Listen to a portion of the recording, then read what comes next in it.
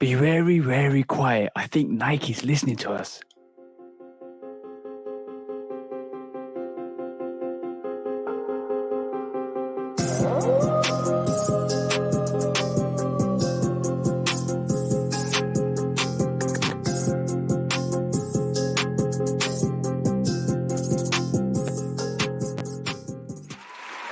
Hey, what is up, guys? We have returned. A week off. How you feeling? Fresh and so clean. Yeah, man. I really had a good week. I really had That's a good good. week, bro. But yo, me. Can't even do. You can't start the podcast without that. Me. No, look, I can go ahead and throw that on the soundboard too. Yo, do that next time. Yeah, we should have been putting that on the soundboard. we should do. By the way, before we start anything, I want to say three things. Happy birthday to Michael Jordan. He donates 10 million on his 60th birthday. Congratulations to MJ. The biggest bastard that the world has ever seen. The God, one and only, the freak piece. You know what? I had to tell Mars, bro. Because ever since LeBron broke the scoring record, right, the Jordan or LeBron GOAT debate has intensified severely, and me and Mars been going back and forth. I don't have a dog in the race. To be honest with you, Vince Carter is my favorite player. Yeah, but I hate when people throw the shoe conversation in to the GOAT debate. I don't think it's valid, but Mars been going back and forth with me, and I'm done with Mars, right? Mars, you upset Q. You know what? The debate. I'm going to say the debate is you can have it at every angle. I want to say you can have it from just sporting context. You can have it from influence in basketball. You can have it an influence in the NBA, and then you could also can have it influence everywhere else. And I think when it comes to Michael Jordan, everybody likes to take his attributes and take his overall influence everywhere else and use that as a beating stick. Yeah, but when you do it for LeBron somehow, because LeBron's cultural impact is arguably just as big, but because of the time that Jordan played in, and I don't want to lay on this for too long, but because of the time that Jordan played in and the fact that he helped make the NBA and basketball in general a worldwide sport, we can't take nothing away from that. But LeBron's impact socially and business-wise, I think is close, if not right at the same level as Jordan. Yeah, you know what I'm saying. I would say the reason I brought this up. I'm sorry to cut you off. The reason I brought this up is because whether you look at him as number one or number two, it seems like most people got him number one, greatest player. But he is also the number one greatest a-hole in sports. Oh, bro. His competitiveness takes it there. That's the thing. His competitiveness takes him over the edge. Yeah. And you look, I'm going to say you can't beat Michael Jordan's competitive nature. It's second to none. He's going to be number one. Whatever he says in his mind, he's always going to be number one. And that's the attitude of winners. Let's just say that's the attitude of winners. But I was gonna say at the start. He challenged Magic Johnson to a game of 1-on-1 at 59 years old, and he was dead serious. 59 years old. But bro, I'm gonna definitely say this though, right? I agree. I think Michael Jordan. It's hard to compare his legacy to anybody else's legacy because he came at a time and era when the NBA was fresh and new. He came in a time and era when they needed somebody. And he fit that mold, and it's hard to replace that legacy because there's a lot of attributes out of Michael Jordan's basketball career and NBA career that actually influenced what we're seeing today as well. Right. Like the fact of the band, like everybody talks about the Chicago, but I always lean to the band because the band sneaker made a lot of headways to what we see today. Will we be seeing the NBA Melo Ball .02 Rick and Morty's? No, potentially not. We'll be seeing custom sneakers in the basketball court? Potentially not, because that was the significant fuel that was lit in 1985 that catastrophically allowed us to be expressive on the basketball court. Yeah. So you can't judge a legacy like that against a legacy when it's already been done and somebody is actually playing there. You have to judge it differently. You can't do that. You literally can't do that, because I raise a question to you outside of this. Would LeBron's career been the same as if it was flip reverse? And we agreed. You said yeah, it would have been. Like, if LeBron came in 1985, he would have been as big as Michael Jordan. Yeah, I 100% believe that. And then we would the conversation. Go ahead. God, the conversation we'll be having would be: is Michael LeBron James is the GOAT and number one, and because he influenced such a lot of things. But like, history is history. You never know what would happen if LeBron James had come in 1985 and MJ had come in the early 2000s. You never know, bro. You never know. So history is written a certain way, and it's influenced whatever we see today, and it's magical. And we have to enjoy every single legendary player. It's just all great, bro. It's all great. Yeah.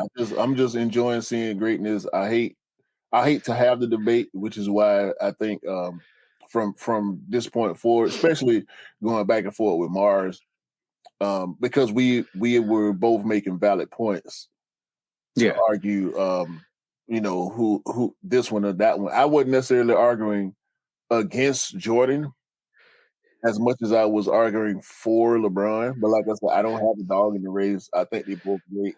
I'll end my my thoughts on this by saying, yes, more of us wear Jordans off the court, but you'll see more LeBrons on the court. I'm gonna say this to you, bro, as well. We were seeing more Jordans off the court when Jordan wasn't playing, right? Yeah. Now LeBron's still playing, and now we're seeing South Beaches, the Big Bangs. Now we're seeing LeBron Freeze, all the LeBrons are coming back and being picked up. Exactly. So we people that say, "Oh, who's made a significant influence on sneakers?" Bro, we don't know. LeBron ain't retired yet.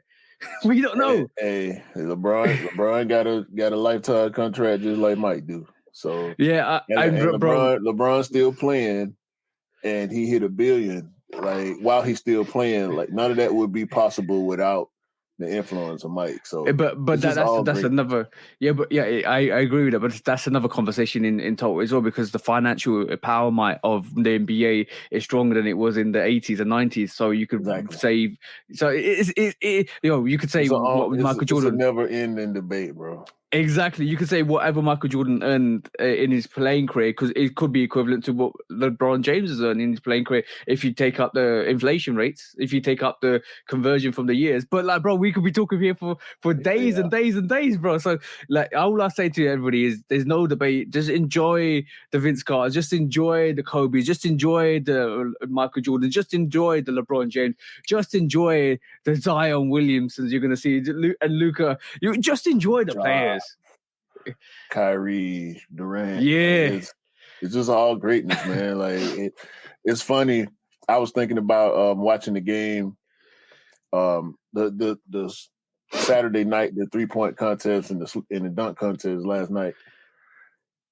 There's so many, because one of the guys, I think it was Reggie Miller, mentioned somebody that played maybe 40, 30 years ago and was just a nice player. He wasn't a superstar.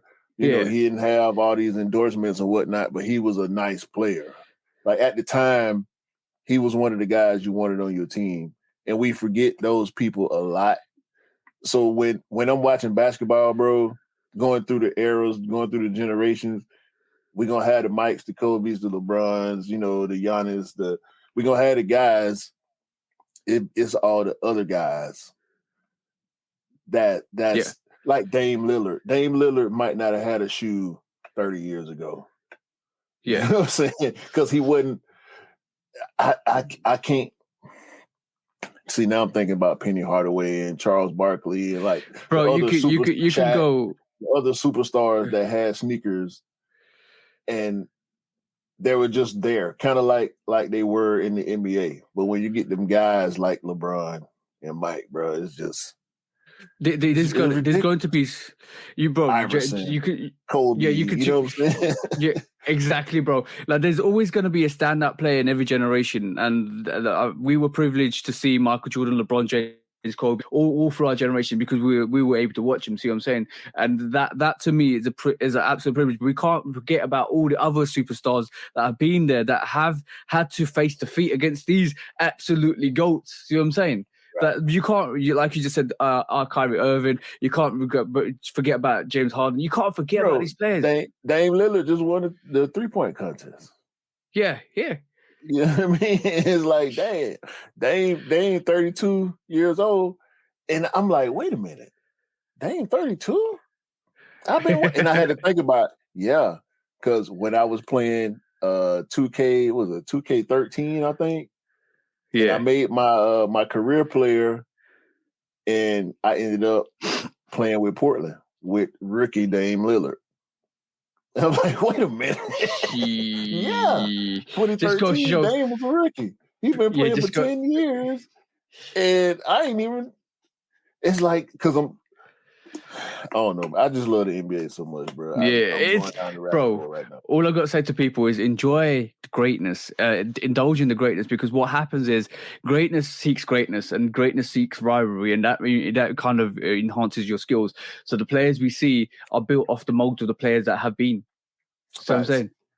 Yeah, so if the old player, if the players that have retired didn't do it, then we wouldn't see half the skills that we see with the newer players. And it's like, if Michael Jordan didn't take on Kobe, who didn't actually pass his attributes to other people, we wouldn't see greatness thrive throughout. So from that aspect, we just got to enjoy it and love it 100%. Like, there's no other way of doing it. But moving on quickly, I'm gonna showcase. Happy birthday to the big a-hole. To the bro.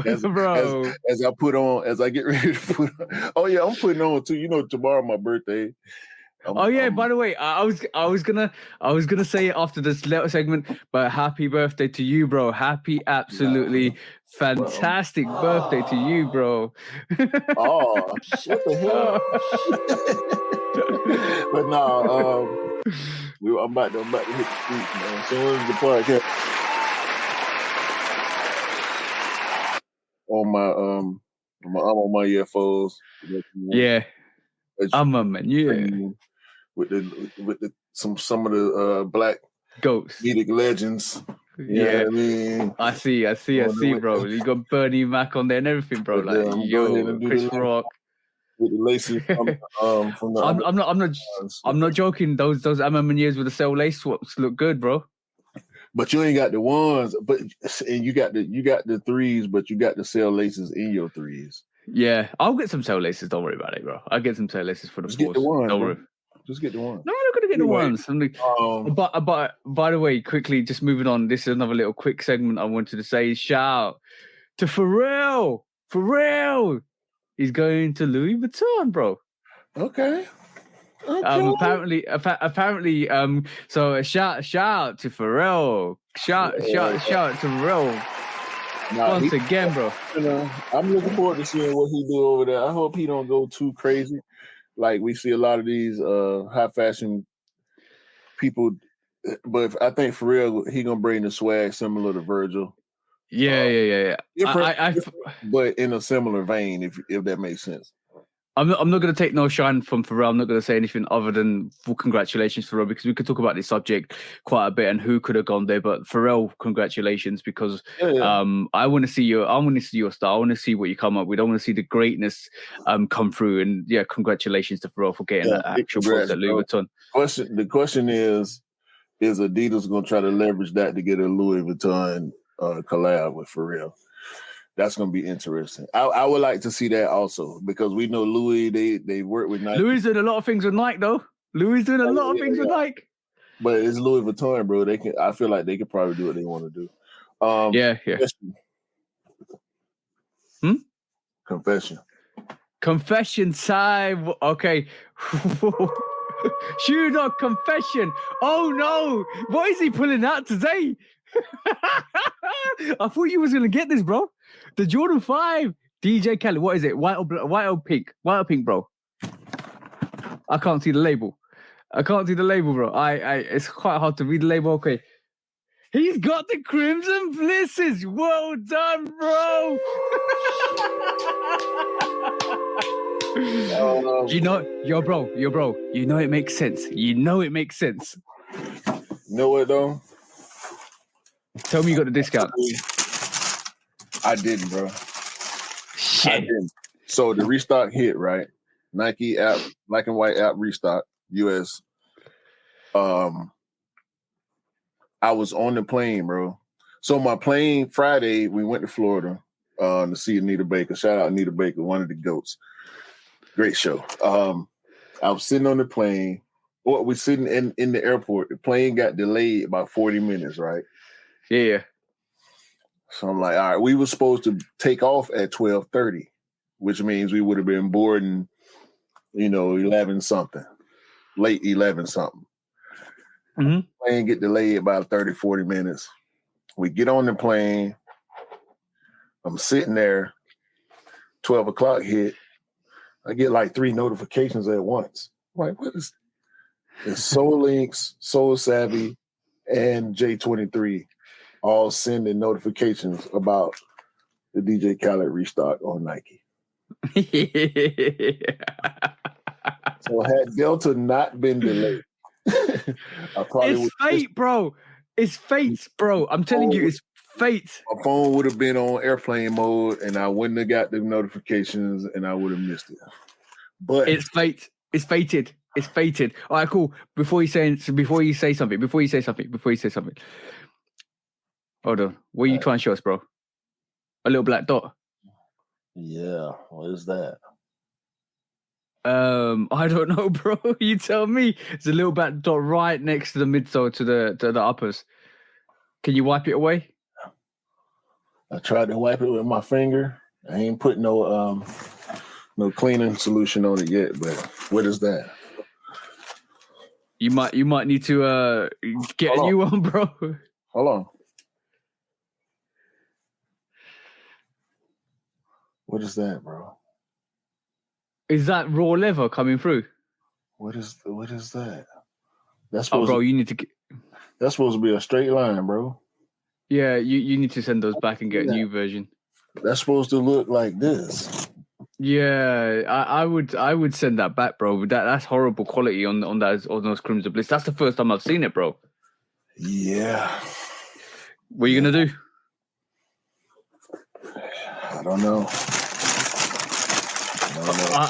I think you need to send those back, bro. I think you need to get a new pair. But my hey, my size sold out. They sat for maybe an hour or so. All right, cool. They'll be around. They'll still be around. There'll be restocks. Trust me. If you need a size, I think there's a size up here that you can I can send you. Without the defects, tell me how that sneaker is. Ignore the defects for the time being, because if it's a perfect pair, tell me how does it taste? How does it smell? How does it feel? I think it's comparable. This is a hot take. Yeah.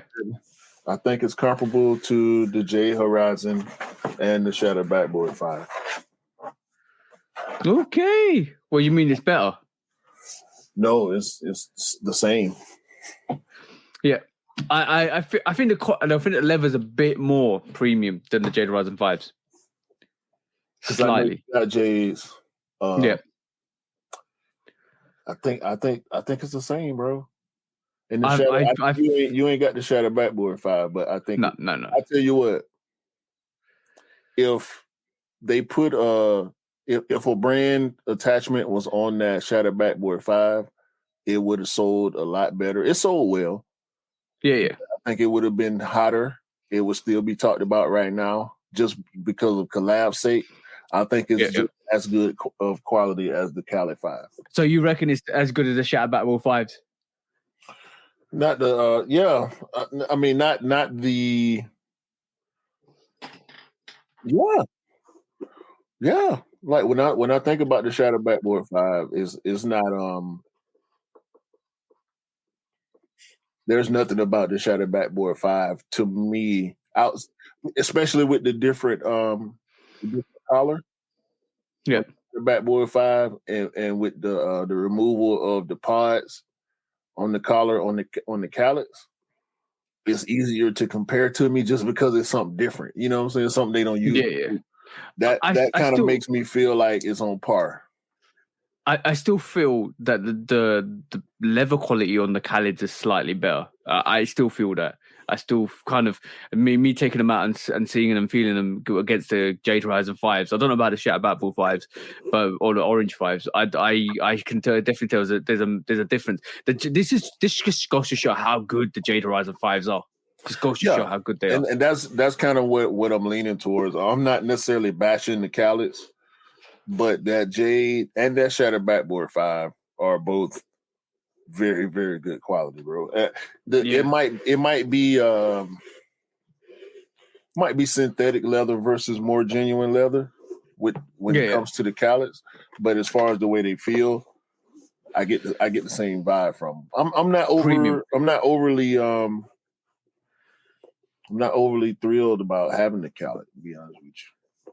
Really? The defects probably make it different for me too.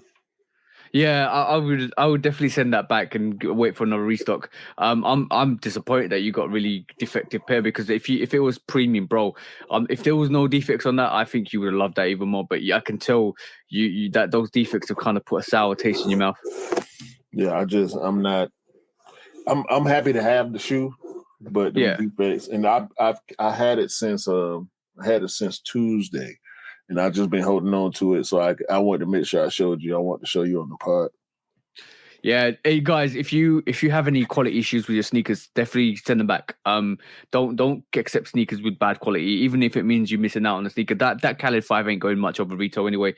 So I would send them back if I was you, Q, and then kind of try and maneuver to get another pair, because I don't miss out on the Crimson Blisters. Those sneakers are dope. You will definitely look back in a couple of years' time and you think, yo, I should have got a pair. But I'm sad that your pair is not as up to scratch. I hope that you get another restock, and you get a good pair, or if you can go to the store, see if they've got in the store and do a swap. I doubt if they'll have it in store, but it is what it is. Yeah, but we move on swiftly. If you need an assistant, let me know, bro. I will double check here as well. I'm pretty sure they're sitting in the UK as well to get you a swap over for a decent pair. Bet. No worries. But moving on swiftly, bro, we are going straight in to quick strike time. And first up is this situation where we have it sounds like we're going to get another Travis Scott SB this year, from what I'm hearing. Or the rumors are that we're going to get another Travis Scott SB. Yeah. I kind of feel like this is. I feel like I saw this a while ago. Yeah, this news came out in late November last year. Basically, they said that Travis Scott is going to do another SB. It could be similar to the one we get in, but these samples that we've seen on the screen are samples or tearaway samples that from the older version. So there is aspects that this sneaker might be coming out, or SB might be coming out. But to me, it makes sense, bro, because he's moved on like. It's a swift move on from the Jordan 1 low to the SB low, because it's like a natural swap, if you get what I mean. There's such a similar silhouette. It's easy for him to say, I'm not doing Jordan 1s or Jordan 1 lows anymore. I'm just going to do SB lows, because it kind of makes sense that way, to be honest, because he's moving on from one similar silhouette to another silhouette, and he can mess around. I think he can mess around with the SB a bit more. You know what? I think it's smart culturally too, because if we look at the decline of the Jordan 1 hype, it makes a little. Lows are more popular than ever. Jordan 1 lows are more popular than Yeah, ever. I think And that's because of so are Travis. mids. I think that's because of Travis, bro. Because Well, Travis has made that. I think in general, it was a side effect to people not being able to get highs, and the people that said, "I don't care as long as it's a Jordan 1. I don't care if it's a mid or a low." More people started buying mids and lows, and especially recently with the Space Jam mid and the Knicks mid, they've been making a lot of good. Like that Knicks mid, Jordan 1 mid, looks like a Jordan 1 high, bro. Like the colorway on that shoe is ridiculous. I know, bro. I just wish they would do more mids like that are spectacular like that. Like the mid, you know what? They could. I know why they do mids that are similar to OG colorways or similar to the high colorways, because if people can't get those highs, they will get those mids. But now we're in a situation where you don't need to do that because Jordan 1s are sitting. Jordan 1 sit on a regular basis, so Right. you don't need to do the mids. So now Jordan Brand need to really pull out some special colorways for mids as well. And like the Knicks colorway is a special colorway. So with that happening to the Jordan 1, moving to the Dunk makes that much more sense. Yeah. I think it's a good move. It's still here. You know what I'm saying? The Dunk is more popular than the Jordan 1 right now. You know what I'm saying? And I don't think that's ever happened before. And you know what's really funny to me, because the Jordan 1 high is what we envy and what we kind of always want, right, from a sneakerhead's point of view. But from a SB point of view, it's the lows. And it's ironic because not a lot of people mess around with the highs as much as the lows, because the lows are easier to skate with, if you get what I mean. And this is why skaters go for the lows a bit more. And this is why the knock-on effect from SBs and the Jordan 1 highs was the lows, because obviously if you can't get SB, you get I think even the SB lows were quite predominantly hyped, so everybody started moving on to the Jordan 1 lows because it had a knock-on effect, like similar to the highs. The lows got really popular as well, and we saw that influx over the last 2 years, which is quite interesting because it means that it's brought the standard of Jordan 1 lows up to where it's supposed to be with the SB cuts, with the OG cuts. So from that aspect, it's a good thing. From that aspect, it's a really good thing. Yeah, bro.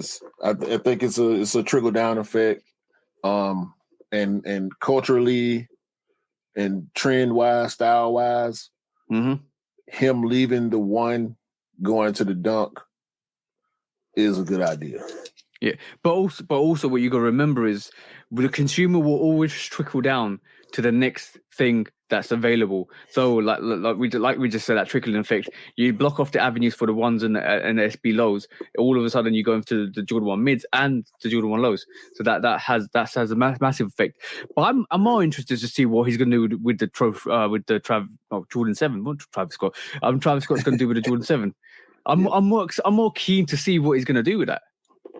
Yeah, I can't wait. Hopefully the mock-ups ain't really what it is at all, and we'll get something surprising. Yeah, the mock-ups the mock-ups are bad. The mock-ups are bad. That, do you know what? I'm going to be really I'm going to be really harsh here.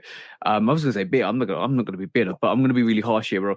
I'm going to definitely say whoever did that mock-up doesn't know Travis or the actual brands or how to actually do a mock-up for a Jordan 7, because like if you see Travis Scott's Jordan 1s, obviously they got the reverse swoosh. If you see a Travis Scott 6, it hasn't got swoosh. If you see a Travis Scott 4, it hasn't got swoosh. If you see a Air Max, it's got a swoosh because Air Max has a swoosh.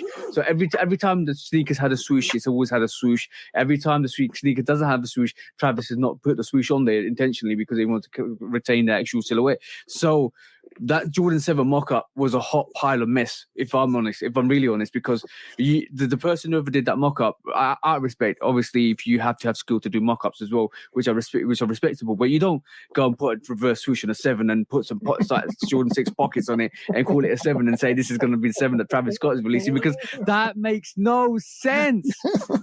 Come on now. Does it make sense, bro? I went into 100 miles an hour, didn't I? Really, pretty much. I ain't super mad at the reverse swoosh, but it don't make sense. It don't make sense, bro. Because did the Jordan 6 have a reverse swoosh? No. Did the Jordan 4 have a reverse swoosh? No. Look, bro. I'm just saying, if it didn't have a swoosh, Travis is not gonna put a swoosh on it. So why do a Jordan 7 with a swoosh on it? The mock-ups don't make sense. It don't, man. What's the next topic, man? you just busted that whole mock-up. That's done. Bro, I said I was going to be harsh, and I'm just being harsh because we are very critical of mock-ups, and when it comes to mock-ups, they give us a false illusion. It's like giving a illusion of a desert paradise when you're in the Sahara and you want some water, and then when you get to it, it's not there. That's pretty much what a mock-up is doing to us at this moment in time. I hate mock-ups. I absolutely hate mock-ups, even though I've started to do some mock-ups for Instagram. I hate mock-ups. That part. Moving on. Moving on.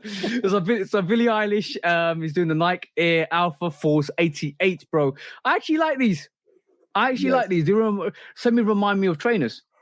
They remind you of trainers. They remind you of the three. This is where the strap on the Jordan 312s come from. Yep. Which is why that shoe is on a Jordan shoe, is because it was the first shoe that Jordan, or one of the only Nikes that Jordan ever wore. Outside of his, he wore pennies. I think he wore, what was the other shoe?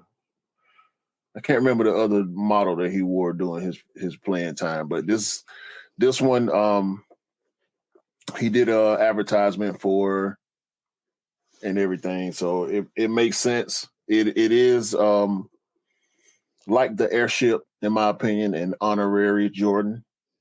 Yep, because he wore it.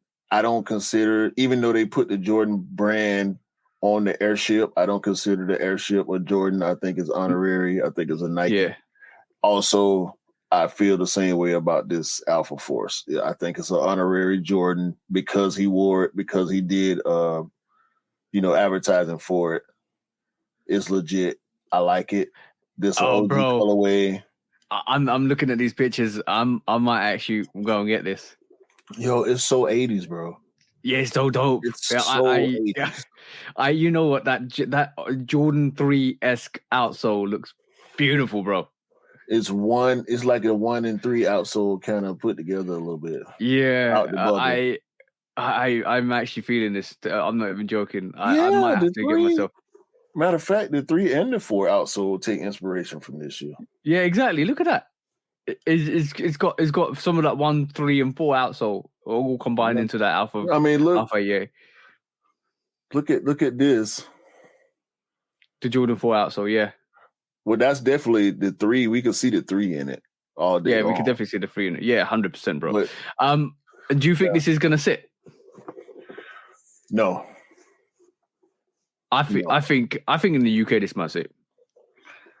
I think Jordan Purists gonna jump on this because even though Billie Eilish, I don't understand the Billie Eilish attachment to it. Because the only Billie Eilish branding is inside the shoe, so nobody will see that. I think it's more or less that she's bringing the sneaker back rather than Nike bringing the sneaker back. So I think Billie Eilish has gone back and brought a couple of sneakers back. I appreciate that. I've rocked with Billie Eilish. I'm not like listening to her music and all that, but I appreciate the type of person she is from seeing her own sneaker shopping. She seemed genuine. I've seen her IG feed. She seemed real genuine about music and about sneaker and culture, fashion culture and all that. So I rock with her in general. These hard, bro. I'm actually feeling them. I think I might actually get them. You know why? It's that trainer vibe, bro. It's definitely that trainer vibe that's getting me on this. 100%. It's some of that trainer, some of that free vibe, some of that. So this sneaker's gorgeous. Like if you love frees and trainers, you'll be looking at this hard, and you'll be looking at this like, do I need to get this? Because this sneaker. This is the direct predecessor of the Jordan 3-1 too. And it's a little bit more history in your life as well, which is great. All right. Yeah. Moving on swiftly, bro. We're smashing through these quick strikes. Because we are looking at the next one is the Dawn Becker freestyle collaboration, bro. Have you seen any of these? Because I sent this to you yesterday. The Dawn Becker one low. This is last year, bro. This is not last year. This is this year. This is not last year. I'm pretty sure this is this year, bro. Are you sure? Yep, I'm pretty sure this is this year. This is the Jordan 1 low for this year. You got a low. You've got also I love the actual rainbow braid laces on this. This is actually dope. I saw this, bro. I promise you, I saw this. Bro, this is 2023. Definitely 2023. When was this posted? February 2023, bro. I saw these. I've seen all these shoes.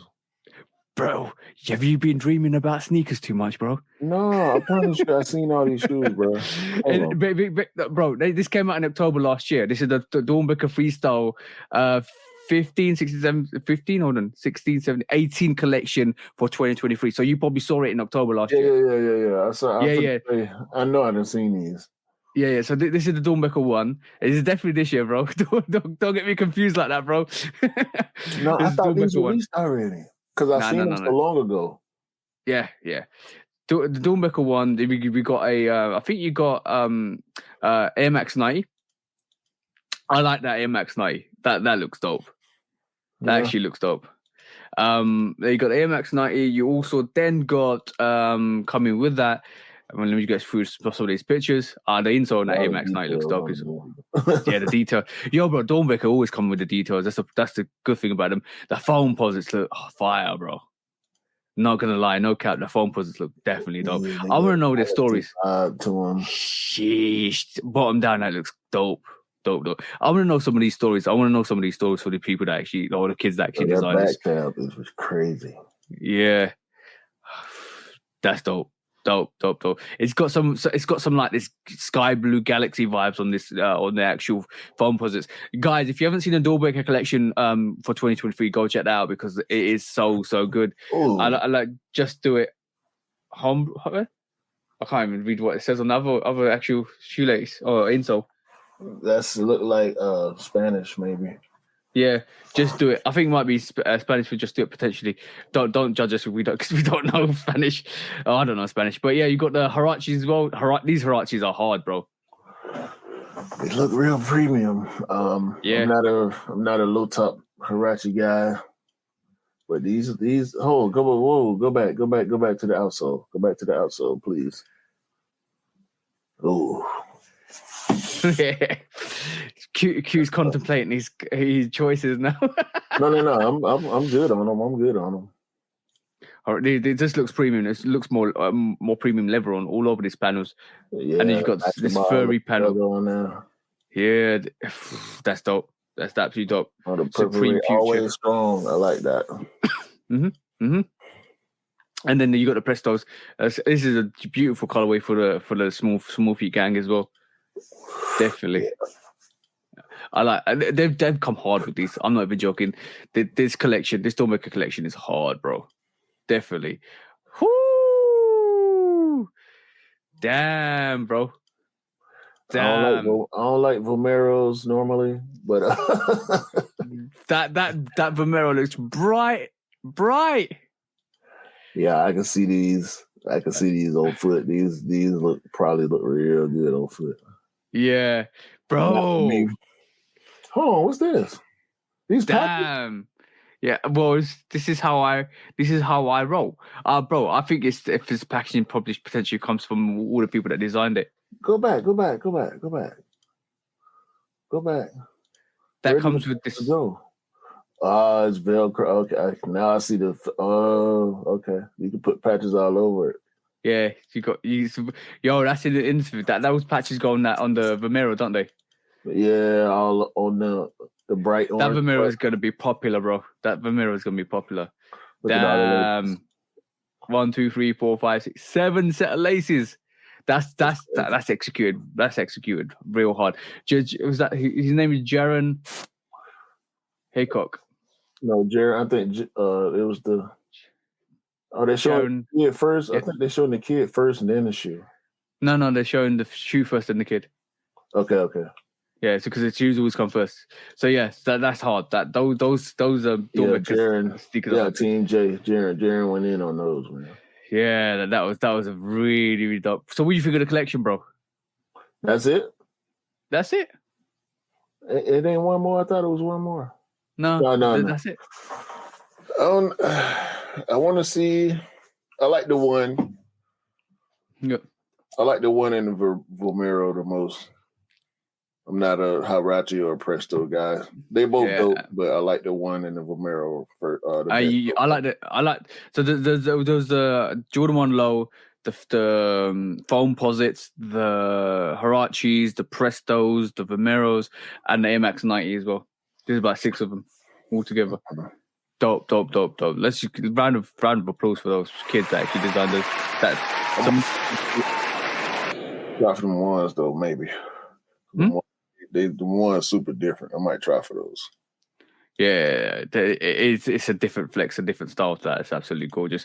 All right, next up from the Dornbecker collection, we've got something special brewing, bro. It looks like DJ Khaled's got another one coming in 2023. Wonder what it is.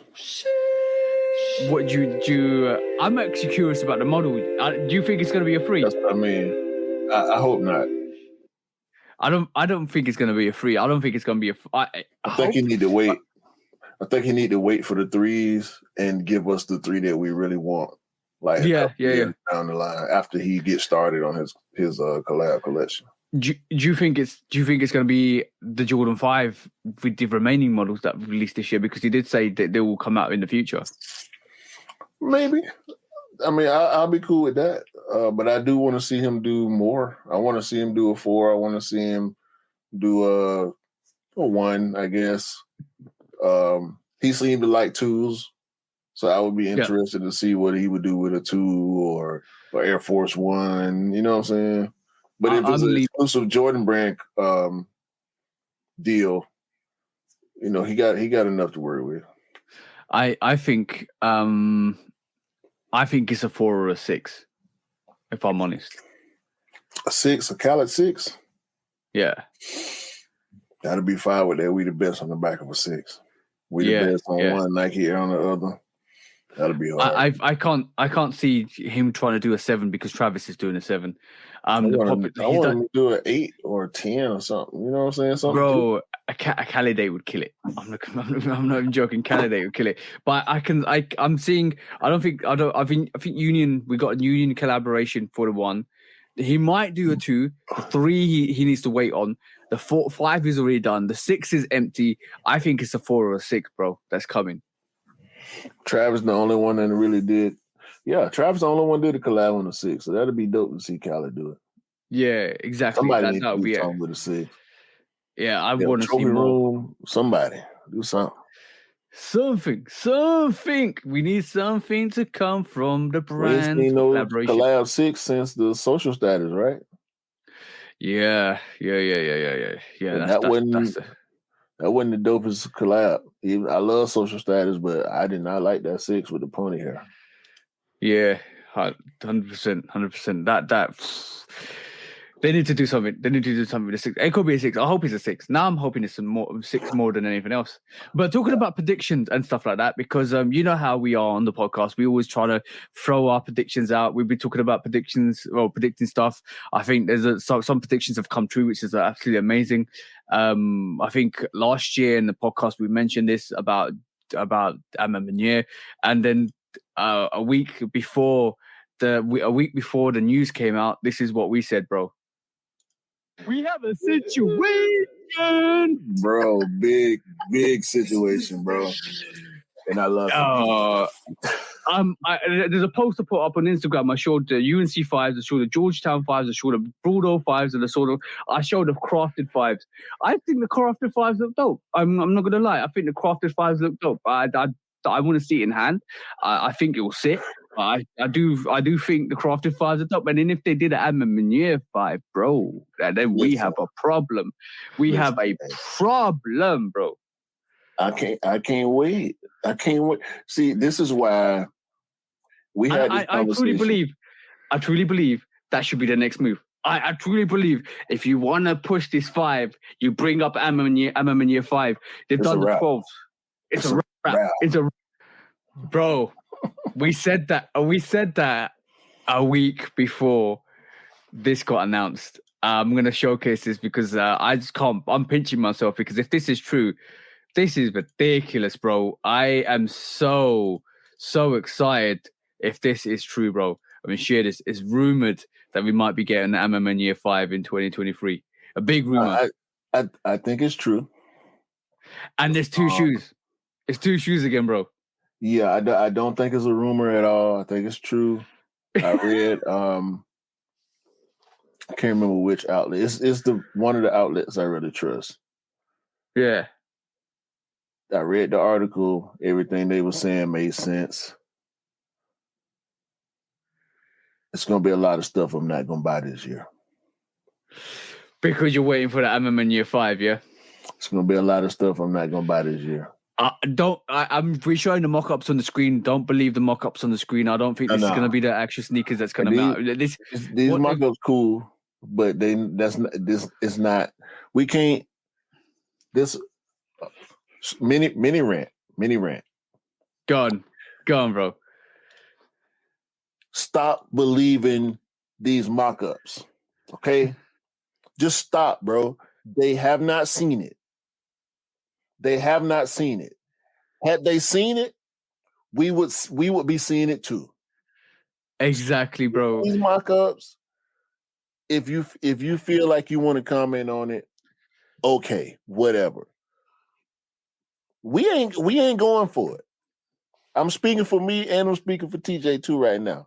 We are not going for these mock-ups anymore. The excitement that news brings requires something visually to stimulate you also. So I understand the mock-up game, but it's not, bro. It's not. No. First of all, that's too close to what Off-White did. First of all. Let me just say how this mock-up was developed. I know, sorry to cut you off, bro. They looked at the Jordan 12s, the fact that we're getting a reverse a flu game version and a cherry version, and they literally said, well, okay, cool. If that's the case with the 12s, like you know what? It's really funny. They did that with the freeze. We got the freeze. We're gonna get the 4s. The 4s gonna look like this all of a sudden, and all of a sudden everybody got the violet auras, and everybody was shocked about the violet auras. Not see it coming. Exactly. And I hope this is the case because now we're seeing the flu games and the cherry 12s on a variation of the Amamanier 12. And they are predicting that we might get a fire red and a metallic black 5, which is not going to be the case. It's not going to be the case. I hope it's not the case because they can do better than that. I'm pretty sure they can do better than that. And I don't care. I don't care what they do. I want it. I don't care, bro. I don't care what they do. I want it. If I see it, when we find it,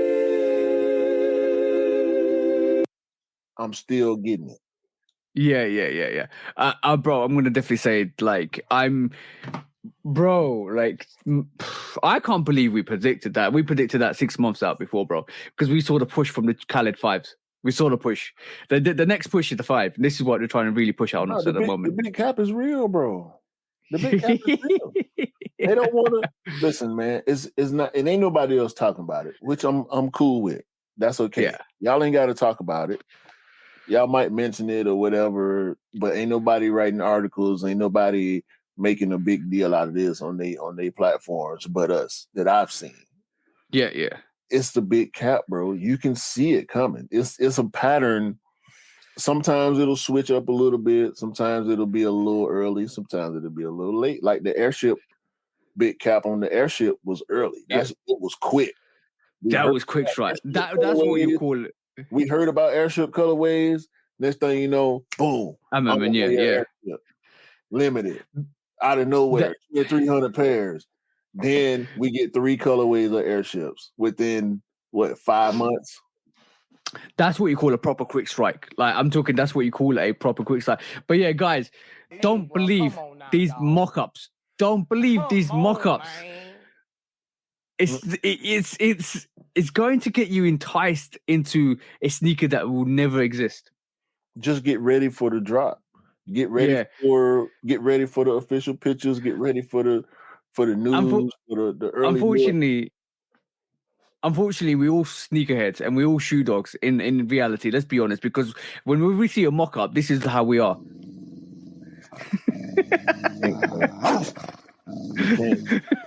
We are hungry for these sneakers, bro. Let's be honest. We're hungry for these sneakers.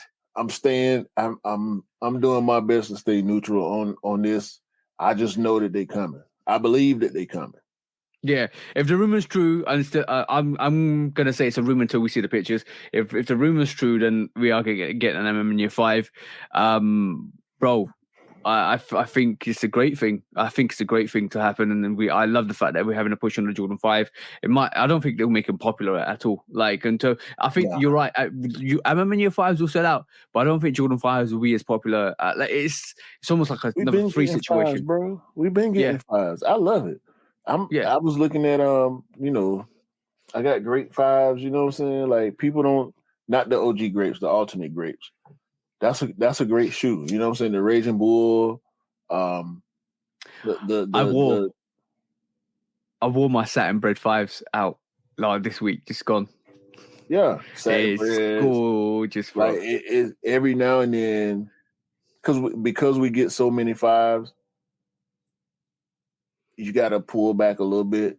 Being a 5 head, I have to, like, even green beans, bro. I love when I saw a pair of green beans on feet yesterday, and I loved it, right? But I don't think I'm a green bean guy. Oh, okay. I bought them because it's a legendary 5 colorway. I just can't see putting them on feet, bro. Are you scared to put them on feet? Is that the question? No, I want to. But I'm not trying to find the time to, for some reason. You'll find the time. Let's just see what happens. You know your rule is if you don't wear your sneakers for 6 months, you get rid of them. No. It's not 6 months. It's not a 6 month. But 6 months before I start looking at them. Yeah. Again, you know what I'm saying? And start making determinations with the way I do it now. Like I'm not the same sneakerhead I was 2 years ago where, I'm putting it on feet within a week or two. Like I used to put it. I'm putting it on, bro. We going outside. I expect a court case for all the sneakers that you're gonna have to look at in 6 months' time, and if you've not worn them, you have to judge them. I'll give you my gavel.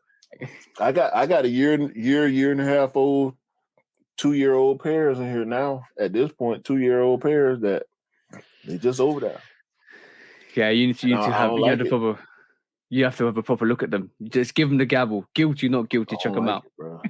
certain one, like certain stuff you ain't got to think. I ain't thinking about my rebellionaires. You know what I'm saying? I ain't thinking about my Griffeys or my Nike ID Air Max or the Powder Air Max. I ain't thinking about them. You're thinking about other stuff. I got you, bro. I'm thinking about the Midnight Navy 3s, like the Georgetown 3s. Like, wait a minute, it's a beautiful thing. How long? Them came out 2 years ago, right? Yeah, 100%. Next up today is something that we all excited to watch on the 5th of April. Is coming out, and I can't wait to see it. And it's the Air movie, bro. It is the Air movie. Situation is about to get serious again. Last Dance sequel part 2 coming to a cinema near you. This is gonna get absolutely crazy. Yeah, I'm gonna probably wear the He Got Games to go see this. Yeah, that'd be good. That'd be dope. I will shoe that was named after a movie that featured the shoe. Instead of wearing my Lost and Found, I know a lot of people gonna wear Lost and Founds to go see these. Yeah, I'm gonna invite a couple of people. I'm gonna send out an invite to anybody that wants to go to this on the 5th of April. We're gonna do a whole joint thing. Hopefully, get a lot of people. Exactly. Yeah.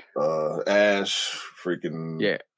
everybody. All of us. If Jenny can come through, try to make like an event out of it. Yeah, exactly. And that would be dope because I told Jenny she needs to get Lost and Found before this movie comes out. And I'm giving a warning to everybody. Close to Scott, right? Closer to Scott than you.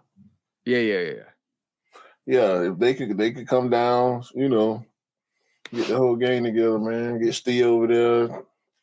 You know what I'm saying? Yeah, exactly. Anybody. Yeah, it would be dope to do that. Yeah. I'm waiting for this movie. I'm excited. If you guys don't know what the Air movie is about, it's obviously about when the acquisition of Michael Jordan to Nike and the whole situation surrounding that. Because obviously, if you don't know the story, if you want to be reversed on the story or told about the history of the story, is the fact that Michael Jordan wanted to join Adidas and he was getting coveted by Nike constantly because Nike wanted to kind of sign him as their sole athlete.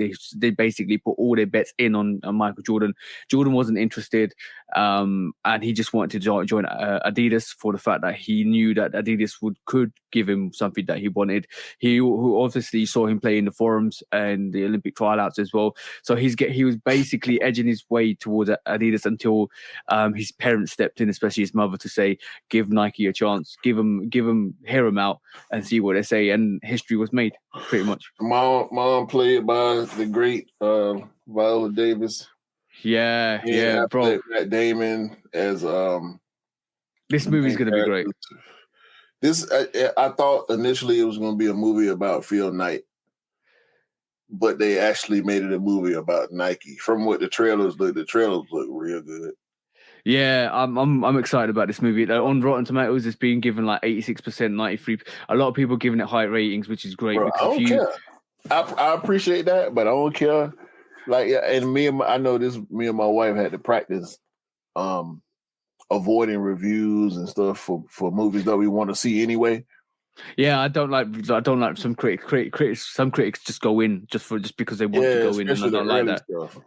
Yeah, because I like we look at stuff different anyway. Yeah, I like to judge things by watching them myself. But I'm excited about this Air movie. I'm gonna say two things. If they show the bread, the Chicago, and any it's going up. This is Last Dance too. Yeah, this is Last Dance. Any sneaker they show in this movie, story game over. No, it's a wrap. It's a wrap, bro. They showing the Chicago in the trailers, so it's over. Bro. I'm gonna say, watch the price.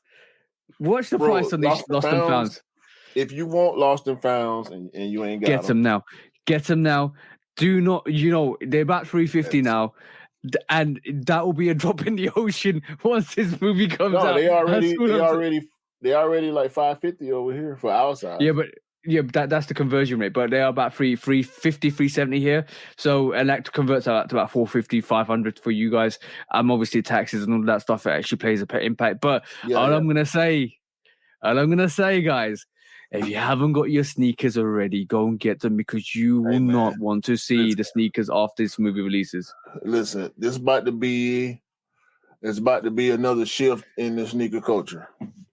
Yeah, mark the words that you're hearing on this podcast. If you listen to or watch this podcast before this movie drop, I feel sad for you. From what we saw from the Last Dance, bro, and we know it's different time now. COVID ain't a big deal like it was when the Last Dance came out. Sneakers are sitting, but bro, it's to and fro. It's like COVID was there. Sneakers are hard to get. Cost of living's up. Sneakers are easy to get, bro. It's always there's always an impact on the sneaker game from movies like this. It always happens, bro. It always happens. It's about to get stupid. It's about to get stupid, and they're gonna show some other big cap. It's gonna be some cap in this movie. You reckon? They're gonna show some other silhouettes in this movie.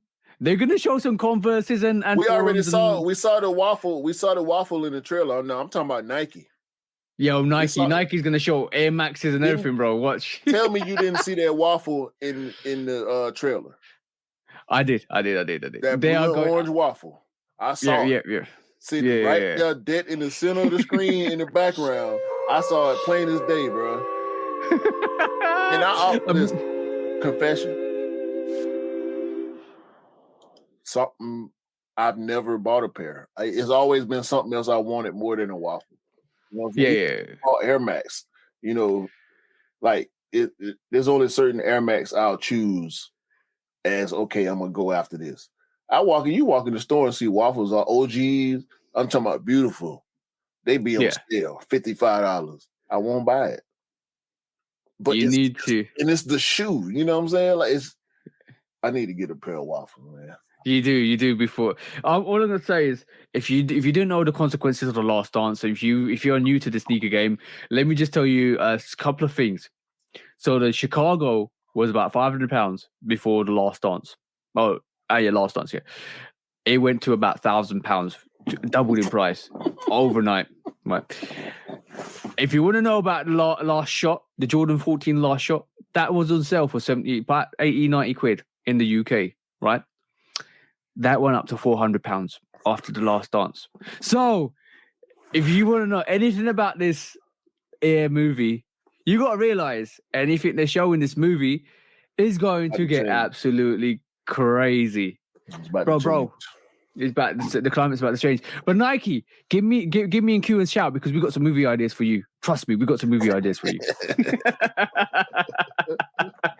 So what's the next topic, bro? I'm not. You know what? You always tell me not to say anything on the podcast because the ideas we're coming out. Yeah, with, you ain't saying no. I didn't say we're gonna move. We're gonna move on. We're gonna swiftly move Nike, on. You did if you well want my on movie ideas, if you want Q's movie ideas, give us a shout and we'll give them to you because I have a lineup. I'm talking about 5 or 6 movies you can actually do to actually revolutionize the sneaker game. We got colorways too. Hey, you talking about? Yeah, we got colorways. We got everything for you. Special price. Special price. Special price, $9.99.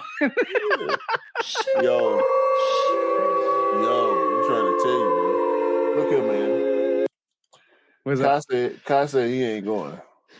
Oh yeah, I read this. I read some of this counter lawsuit from Cool Kai. He basically saying he ain't going.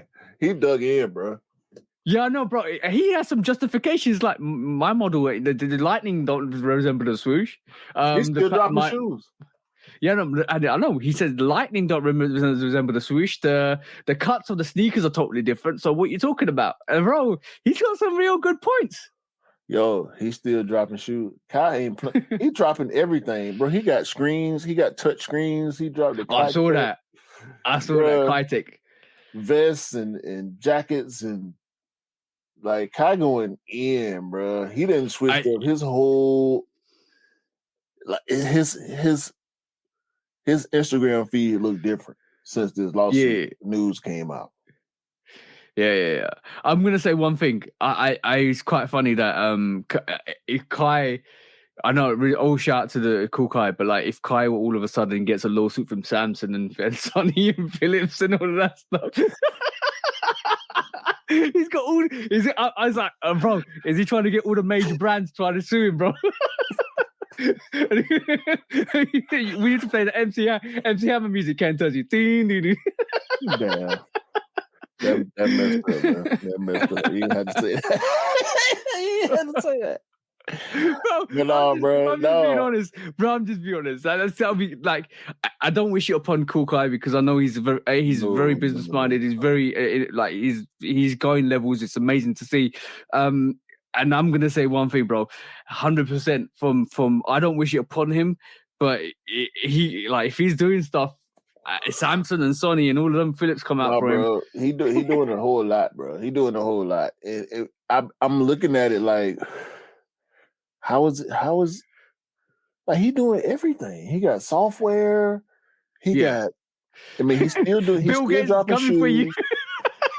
You know what I'm saying? He didn't ramped up. He didn't ramped up his merch situation. He doing blanks, bro. Like that's a lot of money. He doing blanks. I mean, 5 blanks, like acid washed or machine washed, faded, vintage looking, oversized. Even though oversized kind of going out, I'm glad oversized going out. Not going out. I'm sorry.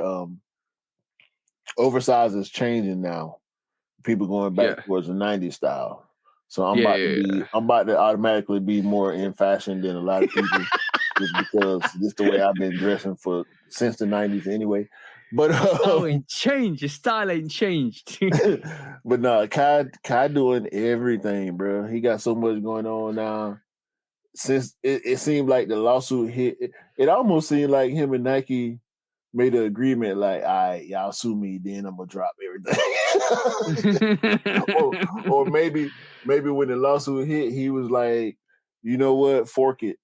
I'm just gonna do all my plans that I was planning on rolling this out this time, rolling that out at that time.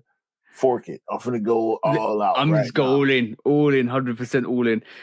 You got, bro. Like, I hope that I don't know. It's gonna be interesting to see what happens with that lawsuit. But he's got some legitimate claims, because obviously the cuts and the sneakers totally don't resemble exactly what he's kind of proposed together. So I think he's onto a good case, if I'm honest. Yeah, I'm hoping that all gets squashed, man. And just continue to be good for him, because we know Nike can be good. But something that we haven't got on the agenda that I want to quickly pick up is, Bape responded back to Nike this week. Yeah. Basically, their justification for carrying on with the Bape style was Nike approached us in 2009 and said, "I will give. Well, if you stop doing this, we can kind of do a collaboration with you, or we can give you the licensing to do this on our behalf as a collaboration." And the Bape star said, "Sorry, no, thank you," and they carried on with it, and Nike never came back, because they believe Nike didn't have a case against them to actually sue them. Well, we're gonna find out now. That don't really change nothing. That don't change nothing, but the fact that Nike. Well, I don't know how that can be spun in court, but the fact that Nike came to them early and tried to do it the right way don't really change much for me. Yeah, it's I still think Nike didn't think Bape Star was going to be a threat, and they became. Bape didn't think Nike was going to be as relevant in the streets. Yeah, and they eventually are. It's the foresight that actually counts, because all of a sudden you didn't know certain situations were going to happen, but if you knew, you would have sorted it out early on. Nike got it now. Yeah, Nike got it now. I think I don't understand why Bape wouldn't want to do that. Yeah. Early now on, they would. Let's just say if Nike approached them now and said, "Okay, cool, we'll give you the Bape Star, do a collaboration with us," I think they'll bite their hand off. Yeah, I think if I was Bape, I probably would have betted on myself in that situation. It could have gone a million different ways. Bape could have been bigger and irrelevant now. Bape could have been bigger and as big as they could be now. Yeah, Bape could have been irrelevant then and big now, or never relevant. I probably would have did the deal though. Yeah, to be honest with you, I probably would have did the deal just to have the clout of the brand. I mean, y'all based y'all shoe on the Air Force One. Why not collab with the company that made the Air Force One? That makes perfect sense. That does make perfect sense, but unfortunately, that's the situation we're in.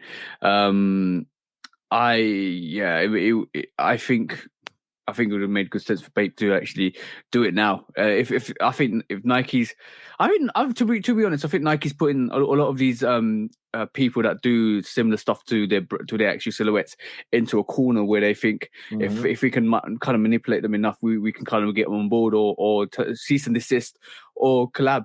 I think that's the way it's going, and we've seen a couple of people win that case. I think if it goes to the negotiation table, if they say to Cool Kai, okay, cool, we create a different brand, like, bro, Nike's big enough to say, Cool Kai, you can be an offset on the Nike roster. Just make your Cool Kais for us. We'll give you the authority to do it. Like we've been saying for the last however so long. Then I think Cool Kai was like, okay, cool. As long as I get my royalties, as long as I sign a business contract, as long as I'm authorized as a trademark to do these sneakers, and in matter of fact, he can kind of change the silhouette to look more like a Jordan 1. bro, he would. It'll be. I know what you're gonna. I know what you're gonna say. Cool Kai and Nike, bro, with the way Kai moves now, if him and Nike did something together, yeah, Nike don't want them type of problems, bro. I'm gonna they don't say. Want them type listen, Cool Kai is a fool by himself. If they did that, bro, Cool Kai will make himself worldwide. I guarantee you. If he got a big brand endorsement like teaming up with Nike, bro, it's a wrap, bro. That he be rich. He rich for 3-4 generations. He gonna run it up, and he don't. I'm gonna say one thing though. Like, if I'm a big corporation and I've got somebody, I'm always looking for talent. I'm always gonna be looking for talent. Yeah, cool. Like, I'm just saying, if I'm obviously I'm not Nike shoes or anything like that. But if I'm a big business like Nike, I'm definitely thinking about the talent that's coming through the plethora of people that actually support your brand. And you know what? The best talent always rises to the top.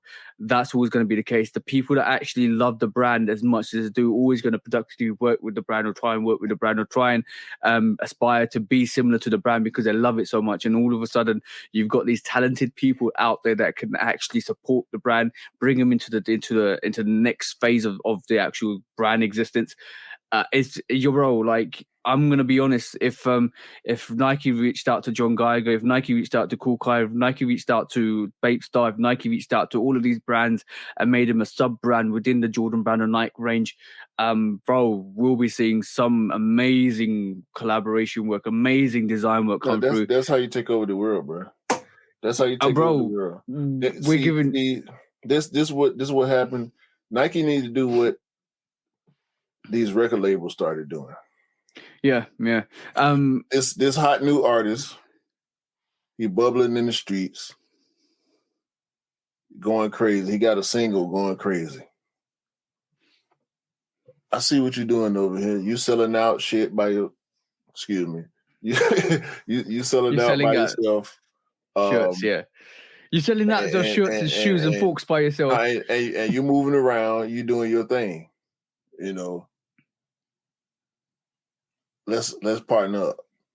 Yeah, I give you the machine. You got the product. You just need the machine. Exactly. And bro, I got the machine. You got the product.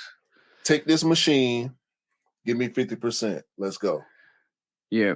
Bro, we've been saying this for months and months and months. And as soon as we heard about the first court cases, the John Geiger case last year. I don't want your name. I just want a profit split. I'm gonna give you infrastructure. You're moving already. That's the thing, bro. We know what's possible with infrastructure. Bro, we live in a world where we can find the most creative people on this planet on a handheld device that we walk around with every day. Yep. Come on, bro. I'm just gonna say one thing. Bro. It's too easy. Talked about it's too easy. You're taking over. You're taking over the genre.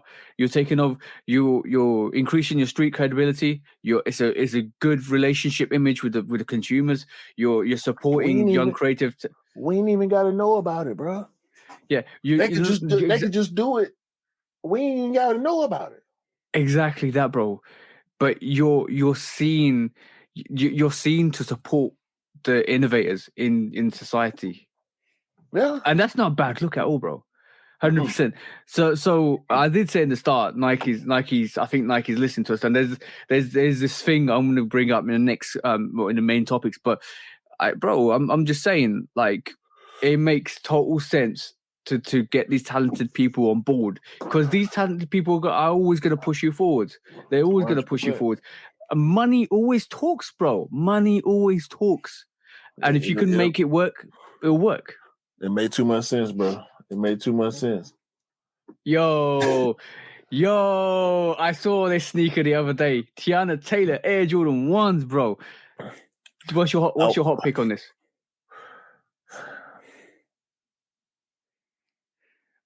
On the expression, on your expression, you're not happy with it.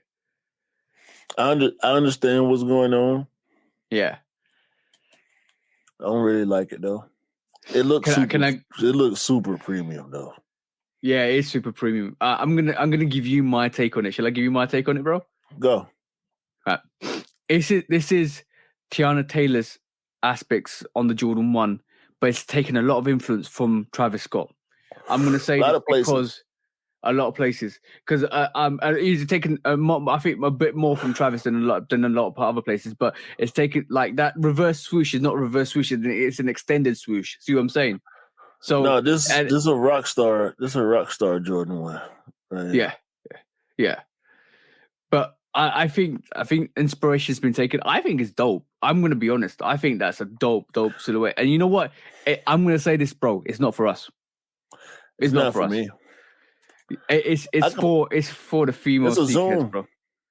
Yeah, no, I could tell you that now. I was gonna say that it's a Zoom Comfort or Zoom 2. Yeah, Zoom Comfort 2. It's hard, bro. I mean, leather guts. It's hard. It's a real collab. The fact that it's a Zoom Comfort 2 kind of, I think it kind of elevated a little bit in a antagonistic type of way. You know what I'm saying? Like the Blue the Great, the Clots, and the Mason Chateau, and all them being mids. You know what I'm saying? Yep. I think it kind of it's kind of like it's like a spit in the face in a rebellious way. You know what I'm saying? Yeah. I like it. You see the Tiana Taylor Jordan 1, huh? Oh, it's a Zoom Comfort. Now what? Yeah. Now you what? Still hype? You still want it? You still want it? You still want it? You still hype? or it ain't a Jordan 1 high OG. So okay. Yeah, we're gonna separate all y'all. I like when they do that. I like when they do that sometimes because basically I like the fact that they're not doing just collaborations on just a Jordan 1 high or a Jordan 1 low. I like the fact that they're ranging from some mids and some highs as well, and some comforts and Zoom Comforts and all of that stuff. We looked at the Valentine's Day Zoom Comfort 2 the other day, didn't we, as well? And that was dope. So I see a little bit of more of a push on those smaller independent like sneakers that are more comfortable to wear. I'm going in for my wife. I'm going in for my missus if she wants this. Yeah, I'm going in for my wife on these. They're actually, like, for the smaller feet gang, I'm telling you, this is dope. This is 100% dope. Nah, they look cool on the man's foot right here. That might be like a 9 or 9.5 or something like that. You know, sample size. But I'm going in for these on my wife. And you're right. These they probably will look a lot better to me on small feet. Yeah. Bro, Tiana Taylor's, is that her first collaboration for a Jordan? So from that aspect, I think this is going to be super popular. It's going to. I like the way it looks. Definitely like the way it looks. If you guys haven't seen the Tiana Taylor Jordan 1, go and check it out because it is dope. It's really dope. Really dope. Yeah, that embroidery. This shot right here with the embroidery with the leather look stupid buttery, man. Stupid. Yeah. I think this is that's a very, very dope collaboration. I don't want to talk about this no more. I do want to talk about. Okay, we are going into our main topics. We've got 3 main topics. One of the main topics is this Mischief Big Red boot, bro. This is Seth Rollins.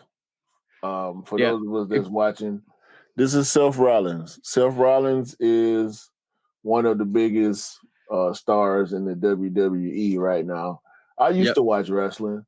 For those of us that don't watch wrestling or understand pro wrestling culture, it's huge. Okay, it's very huge, bro. Very huge worldwide. Seth Rollins is wearing the Mischief Big Red boots in the ring, doing a promo. But wait, He super kicks the Miz with the big red boots on television, on cable.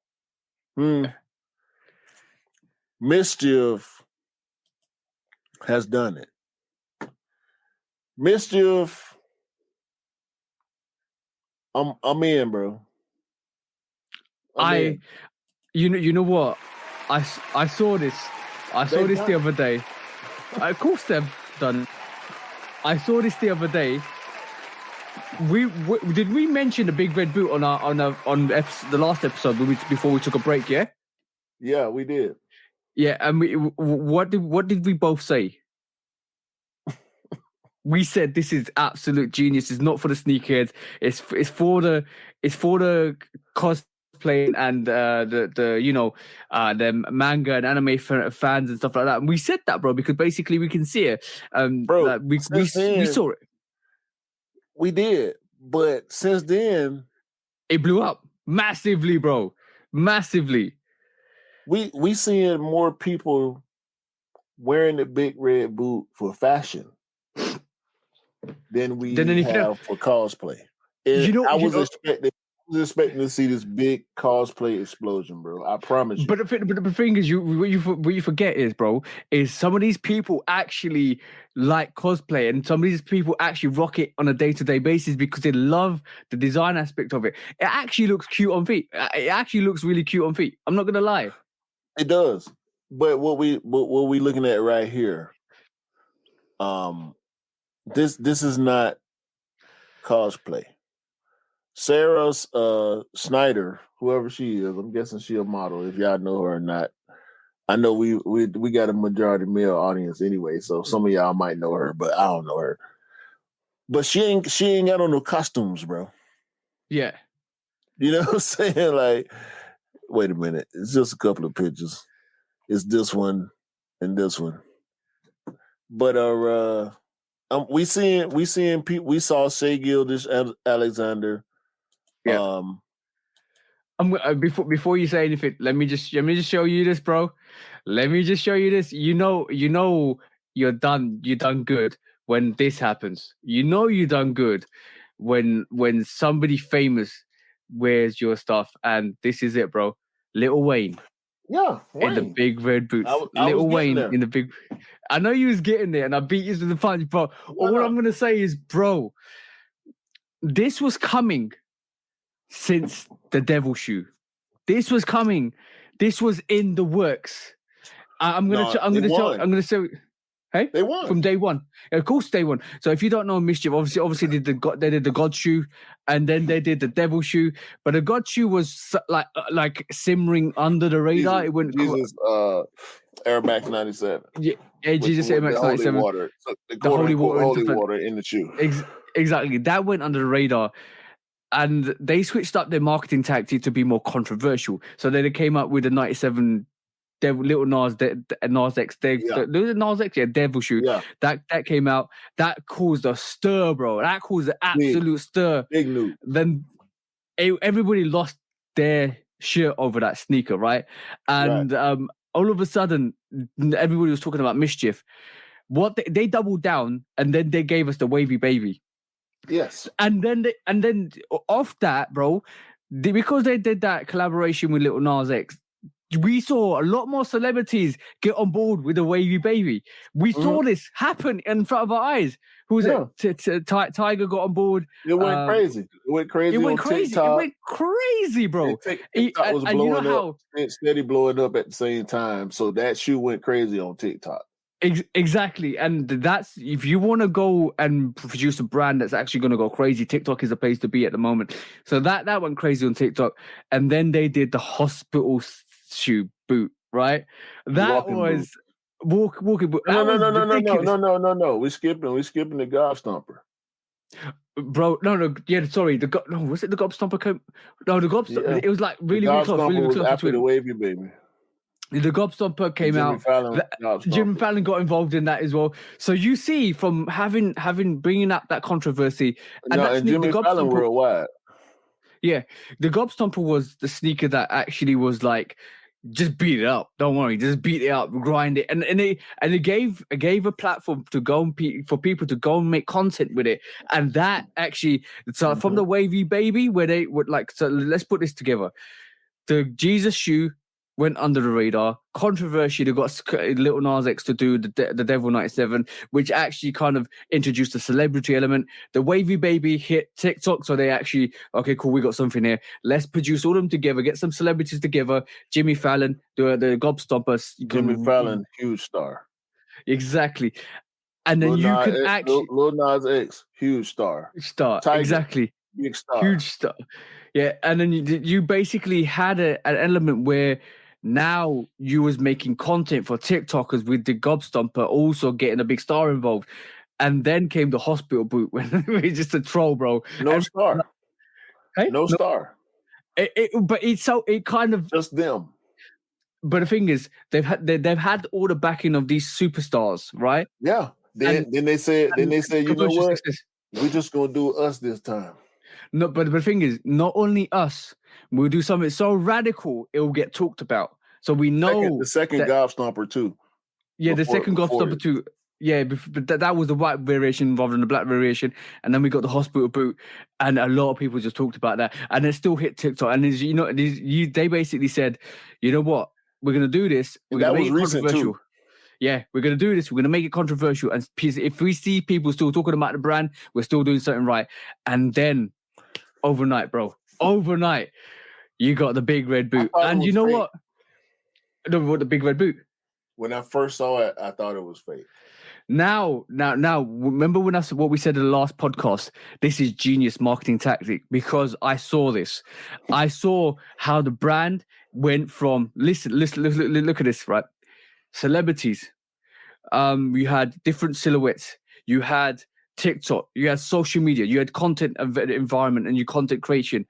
What was the next move, bro? What was the next move? Get into a genre that not a lot of people talk about, and that's cosplayers and anime and manga. They are going to constantly do this to different areas of the spectrum of fashion. Bro, I'm just in now. Because I know it's fun I'm now. fully invested. I'm fully invested, bro. I'm realizing how much fun it was to have to deal with them. And they make it so you have to deal with them. That's the thing about it. Exactly. But what's the name, bro? What's the name, bro? We're gonna give you something every time that's gonna make, bro. Like, come on. Why? A big red boot. Like, who decided? This is the Astro Boy big red boots, bro. This is the Astro. Who said this is what we finna do? This is what we gonna give them. Because they have, and it worked, bro. Oh my god, it worked so good, bro. All I'm gonna say is a lot of sneakerheads, a lot of sneakerheads, didn't like this at all. And I sat there, I analyzed it, and I thought, you know what, this is actually quite cool. And not only is it cool. It's not for more sneakerheads. It's not only for more sneakerheads. It opens up the avenues to do innovative things, bro. It different is for things. Us. Mischief is the Jim Carrey of the fashion world. Of course it is, because like it's in the name, bro. It's in the name, bro. Right, but that's the point. That's the point. That's why I'm so with it now, because. And it's not even from a disrespectful standpoint, bro. I'm saying I love Jim Carrey. When I was watching In Living Color, it was a bunch of stuff from a bunch of artists that relate to me, which is what it is for us when we look at sneakers in general. You know what I'm saying? It's a bunch of artists. Is Nike? It's New Balance. It's Adidas. It's Fila, it's Reebok, is it? You know what I'm saying? And these artists, they create and we react. And then here comes Fire Marshal Bill. I remember Fire Marshal Bill. Those are classic, bro. Mischief is Fire Marshal Bill, bro. You know what I'm saying? Like even when it's one of the time, you know what I'm saying? Even when there's men on film, or you know, the lady, I can't remember the lady name. I ain't the one that gossip, so you ain't heard that from me. Here comes Fire Marshal Bill, bro. And Fire Marshal Bill is pushing the envelope to the extreme of what you can even show. That's what and you look is it's crazy, bro. No, I disagree with you slightly. They're not pushing the envelope. You know what they've done?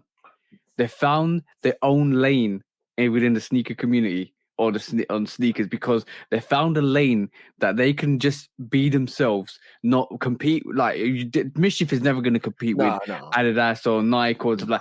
They've just found a lane where they can be inventive, creative, and absolutely crazy with what they do, and people love it because they've just grown the brand naturally over the last couple of years. They probably killing on merch too. Yeah, bro. Like I'm gonna say this. This is as crazy as like the Red October, Yeezy Red Octobers, bro. This like, can you the price on this? I think in terms of relevance, not, but in terms of what it does, in terms of just people just elevate into it. This is what it is. But like for me personally, the resale on this went crazy. Like you know what is really funny? It's a resale piece now. Yeah, it's a resale but the thing piece is now. It's gonna no. I still disagree with you on that. It's not. If it was a resale piece, a lot of celebrities won't be wearing it. Do you know what this actually reminds me of? This reminds me of when Virgil had a lot of celebrities wear his merchandise consistently to up the brand of Off-White. Mischief has just done that over 3 silhouettes or 4 silhouettes. I don't think so, bro. I think this. When I say this big red boot is a resale piece, and whether you on the side of it deserves to be or is BS, that's what it is now. As far as it has cultural relevance because Lil Wayne and Shea Gildas Alexander and Janelle Monáe had a pair of customs, bro. Bro, and how good did she look in those? Dope. Fire. Went to the All-Star game. You know what I'm saying? Exactly. NBA All-Star custom big red boots. They was blue. They looked like the sky, clouds and all that. Like, and what did Virgil give us before he parted ways in this world? Yeah, the dunks. R.I.P.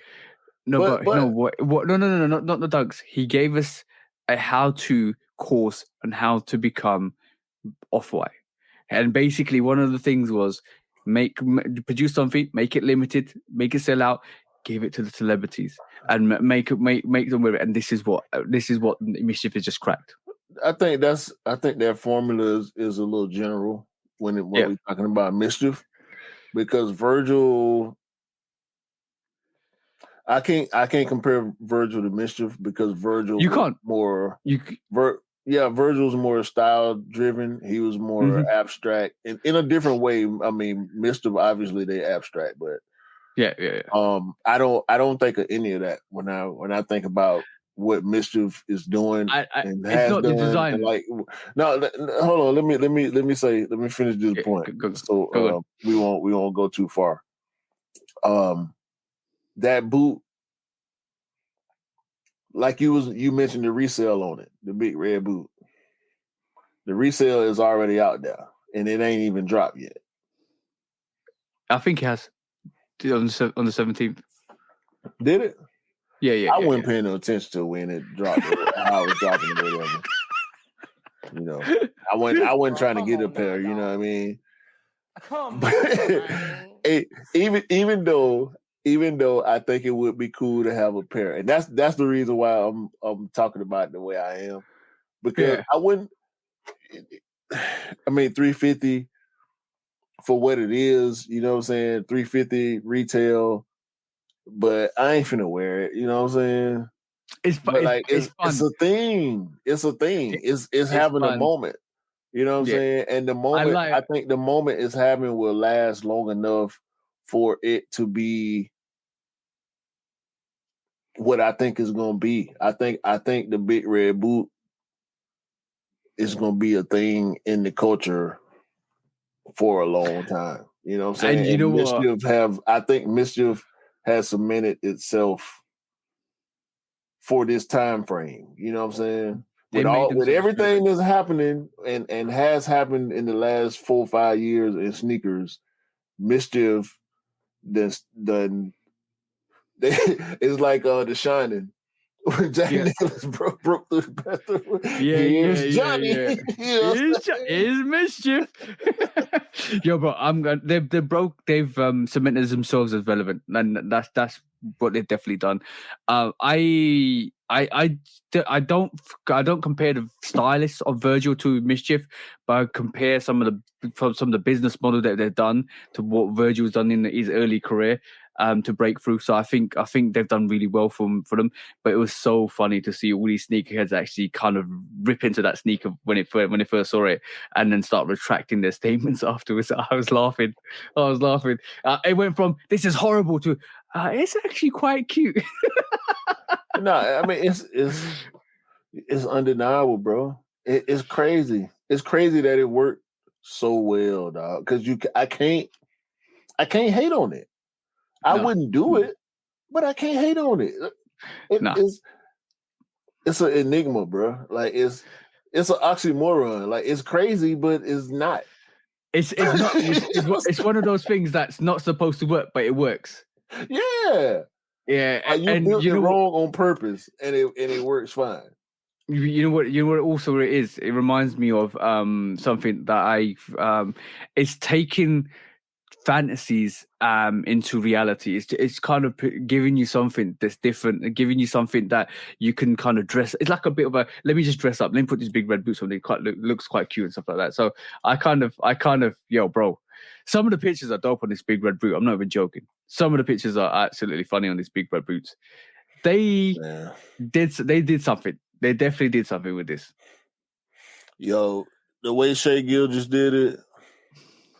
His was the first video and pictures that I saw. Like, bro, he looked like a 2003 video game character. You know what I'm saying? And bro, but that's the whole purpose of the big red boot. Yeah, like no, I'm not knocking it at all. Yeah, it's dope. You know what I'm saying? Like the way he did it, he styled it really well. The way he did it, yeah, he styled it really well. He made it make sense. He looks like a comic book character. He looks like a video game character. You know what I'm saying? It makes perfect sense. And they've just opened up the envelope for cosplayers with that sneaker, because a lot of cosplayers have bought that sneaker to try and actually wear it to cosplays. You know how much money there is in cosplay? It's ridiculous, bro. Absolutely ridiculous. Bro, I mean, look, they putting whole models in these. Look at, I mean, come on, bro. She looked like an anime character. Was she not? That's the whole purpose of this. But you know what? You know you've made it when UAs started producing sneakers for cheaper. UAs were producing these big red boots to sell, bro. Yo, everybody doing it, bro. Look. That's a mock-up, bro. That's a Photoshop. Yo, no, it's live, bro. It's live. Bro, I've seen people put other people in that big red boot by Photoshop. It looks funny. But yeah, okay.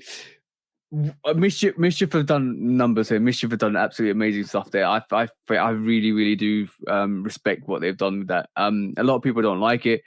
To be honest, fair play. I can understand why you don't like it. I think it's absolute genius. To be honest, personally speaking, what it is, man. Next big story, bro. I want to talk about this because we talked about this a couple of maybe about 10, 15 podcasts ago, about how Nike could stop UAs and the strategies they could use. And when I said this to you in the start of the podcast, I said, "Yo, Nike is listening to us." Yo, I think they're listening to us, bro, because we mentioned that a couple of maybe 10, 15 podcasts ago, we said if Nike was serious about beating these UAs, right, they would go back and they would basically produce. Your grand scheme, your grand mock-up scheme. My grand scheme mock-up scheme was make something different on the sneaker, show it as a real legit pair. The UAs will go and produce the pair, and all of a sudden, you lastminute.com change it. And what did Nike do? What did Nike do, bro? Now watch. People gonna start having pairs with the white on the toe box, and they gonna start saying them sample pairs. Watch. No, you know what? I'm gonna say this. Gonna spin the cap, bro. They're gonna spin the cap. I know they're gonna spin the cap. You can spin all the bottle caps you want, but it still goes in the bin. But all I'm gonna say is, what's on the live this week, because there's a live this week on sneakers, and it's gonna showcase the Thunder 4s. If it's got black stitching on it, and they don't mention that the stitching's been swapped out, then you know it was always black. You know it was always black. No, they're gonna say something. They're gonna say something. If they do say something, then that's the case. But I'm gonna tell you. They're gonna make a slight mention, bro. I bet you they're gonna make a slight mention.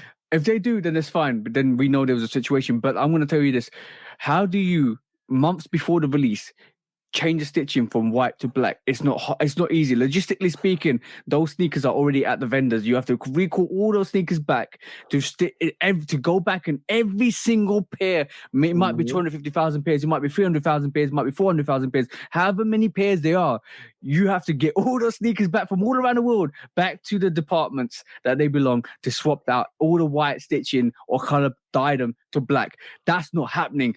We're going to mention another story that we're going to talk about next, and the reason why that wouldn't happen, because it's going to cost you money to get all the sneakers back in position, to get them back, to get you either dye them or replace the threading to black. They always were black, bro. They always were black. Whoever took the shot of this sample pair, if it's from a Nike department, or if it's from a Nike employee that's actually sent this out, yo, Nike trolling. They're listening, bro. They listen to our tactics. Yo, I'm gonna say this. What about the MM Year 4 that was actually showcased way before the Violet was? We see a sample mock-up. Somebody did a sample of an MM Year 4 that looks like the MM Year 3. How do you not know it was coming from Nike? And how do you not know the UA jumped on that and said, yo, look, it looks like the MM Year 3. Let's go produce that. Yo, bro, all I'm saying is they're using the tactics we said about 6 months ago. Hey, you welcome Nike. how many of these early look dudes got multiple pairs with the white stitching on? No, but the thing is, right, I'm gonna definitely say this. There's one pair out there that was taken. You see the photo? Did you see the photo on the actual share screen, right? That photo on the top right? That is probably a picture from the factory that the Nike employees sent out to everybody else to showcase, because everybody thought they were gonna get some donkey white laces at the front of that toe, looking like Donkey from Shrek, right? But the reality was they were always black. I think that's a troll from Nike, because every UA that's actually been manufactured and actually been shipped and they're selling it's got those white threading, bro. So if you got white threading, if the case is that the Thunder 4s are going to have black threading, and if you get a pair with white threading, you can send them back. They're fake. Hold on. I'm about to pull up sneakers right now. I put on notifications for that. Oh my God, they dropped the jaws. Live on the podcast. What have you got on your? They dropped the All-Star jaws in Utah, the one with the Swarovski crystals on it. Sheesh. There you go. Them fire. Shout out to everybody in Salt Lake City, because they did a sneaker pass out there for the 85s too yesterday. Oh damn! No, yeah. Friday. They did that Friday. They out there, boy. The All-Star game. I heard they did a big lost and found drop in Salt Lake City too.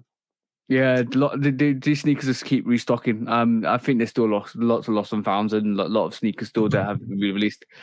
Has it got black stitching, bro? Has it got black stitching? That's solo my screen, bro. Solo my screen, bro. Do that for me, please. There you go. Thunders with the black stitching, and if you have white stitching, you have UAs on your hand, guys, because that's how Nike does it. That's how Nike should have done it. That's how Nike planned to do it. I'm glad Nike's listening to us, bro. Or was it coincidental? One of the two. Oh man. This is what I said at the start of the podcast. I think Nike's listening to us, bro. Shh, be very quiet. People been going so crazy about this white stitching on the toe box, bro. Whew. Bro, a lot of y'all done spent a whole lot of money with some white stitching. UAs out there. They're definitely gonna say this, yeah. Like I think that's a good tactic Nike's using. A definitely good tactic. I don't think Nike's listening to us. I think it's coincidental, but Angela's about to get a bump in sales.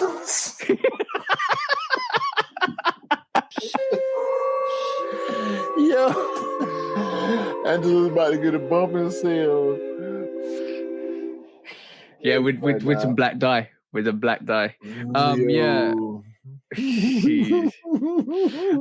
all I'm gonna say, bro, is I'm glad we think the way Nike thinks sometimes because it makes for good content.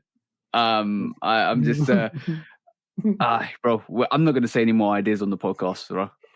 Yeah, let's move on. Let's move on. Hey, if you want our ideas, come and contact us.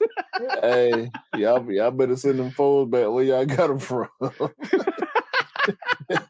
Anyway, Beyonce. Next big subject. Okay, cool. We heard last week Beyonce Adidas is Beyonce's Ivy Park is costing Adidas 200 million a year.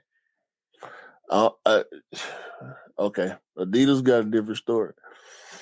Okay, excuse me. What's Adidas? Adidas said the Ivy Park partnership is strong and successful, and declined to discuss its financial performance. Okay, we continue to be inspired by our collective vision and are proud of the work that we have created together. The company says. Beyonce's spokeswoman didn't respond to a request for comment. That's official. The Wall Street Journal. What do you think is the real situation? I just think they're dressing their wounds. Yeah, Adidas playing catch up in a big way,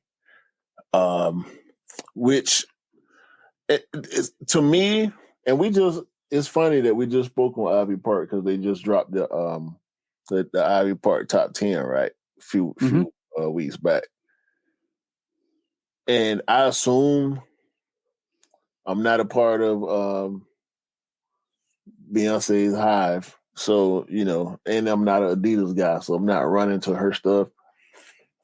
But from the outside looking in, because I'm never paying that much attention to when her stuff drop. I see it, then I don't, because I don't really care about it. But I assume that it sells well, because I don't see sale price and discount notifications that much. Yeah.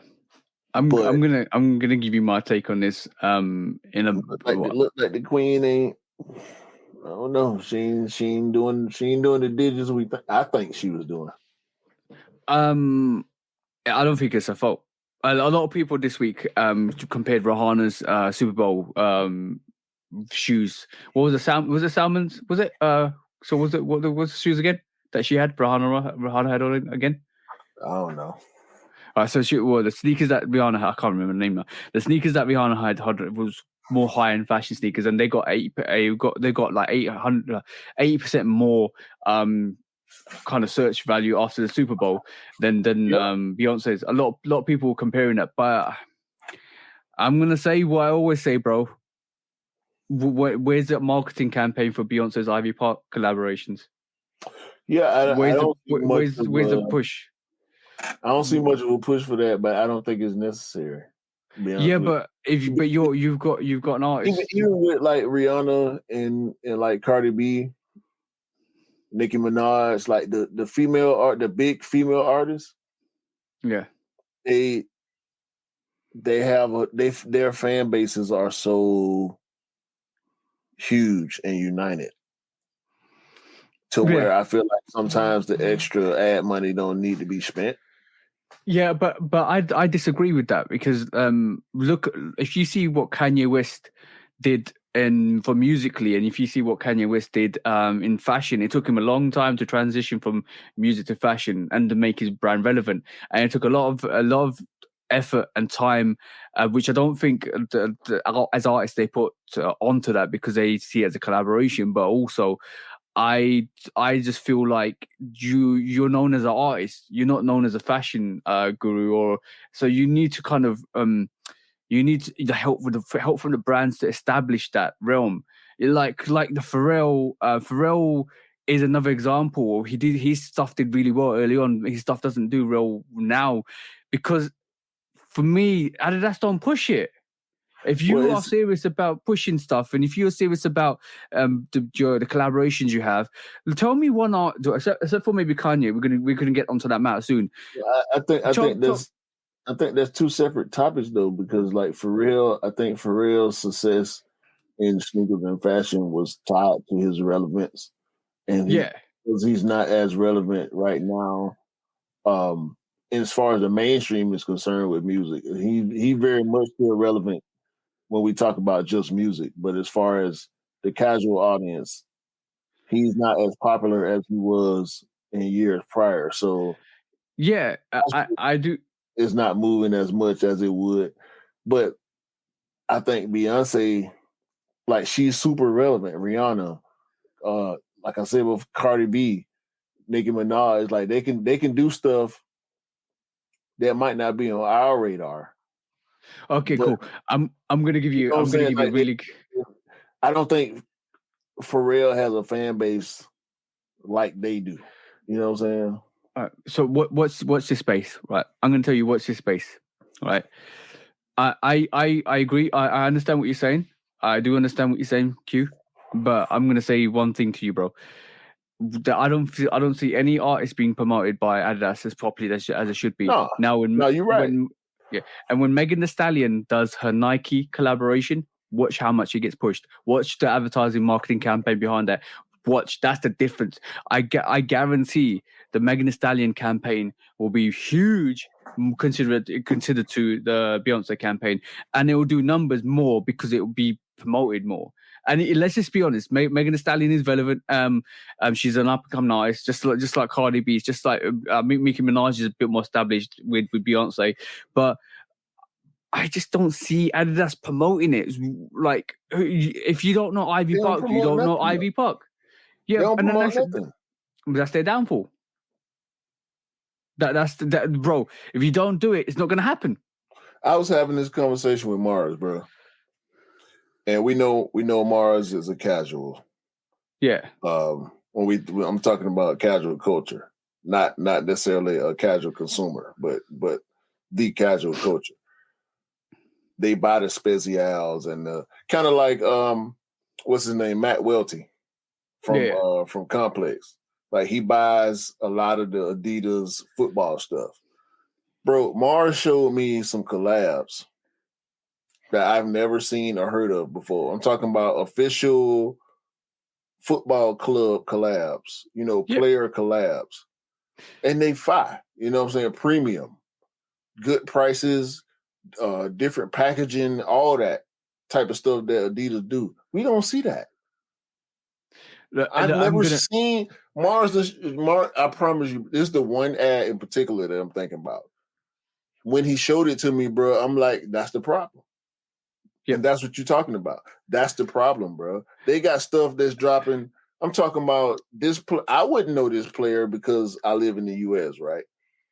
But when y'all dropping stuff, collabs with players of teams, popular teams, and successful teams, that stuff need to be out there. They don't do it. They don't do it for them. They don't do it for Beyonce either. It's across the board, like foolishness going on over there. Like, of course, across the board. Let me give you a prime example, right? Like every month we sit down and we look at the sneakers that are coming out every month, bro. Every single month. What's the percentage of Nike and Jordan shoes in that? 90. Do you know what? The only people that don't need to really do the hype is Nike and Jordan because we love them so much and we want their sneakers so much and we look forward to their sneakers so much, but they do it the most. because they keep making themselves relevant. They did The Last Dance. That's marketing. They doing the Air movie. That's marketing. They do so much marketing that it's ridiculous, bro. And that promotes their brand. That promotes this. Hey, it's constant. Exactly. That promotes the brand. That keeps you talking.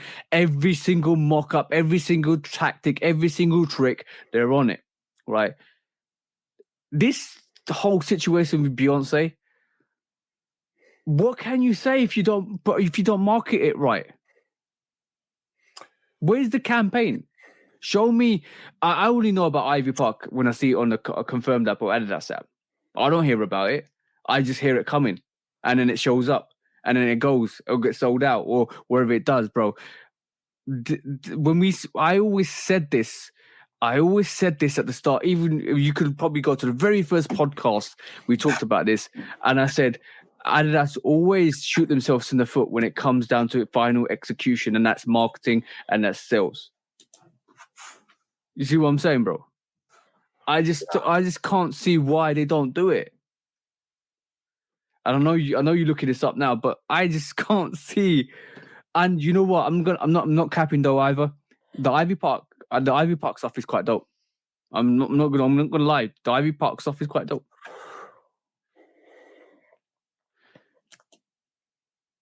Let's see. It is quite dope.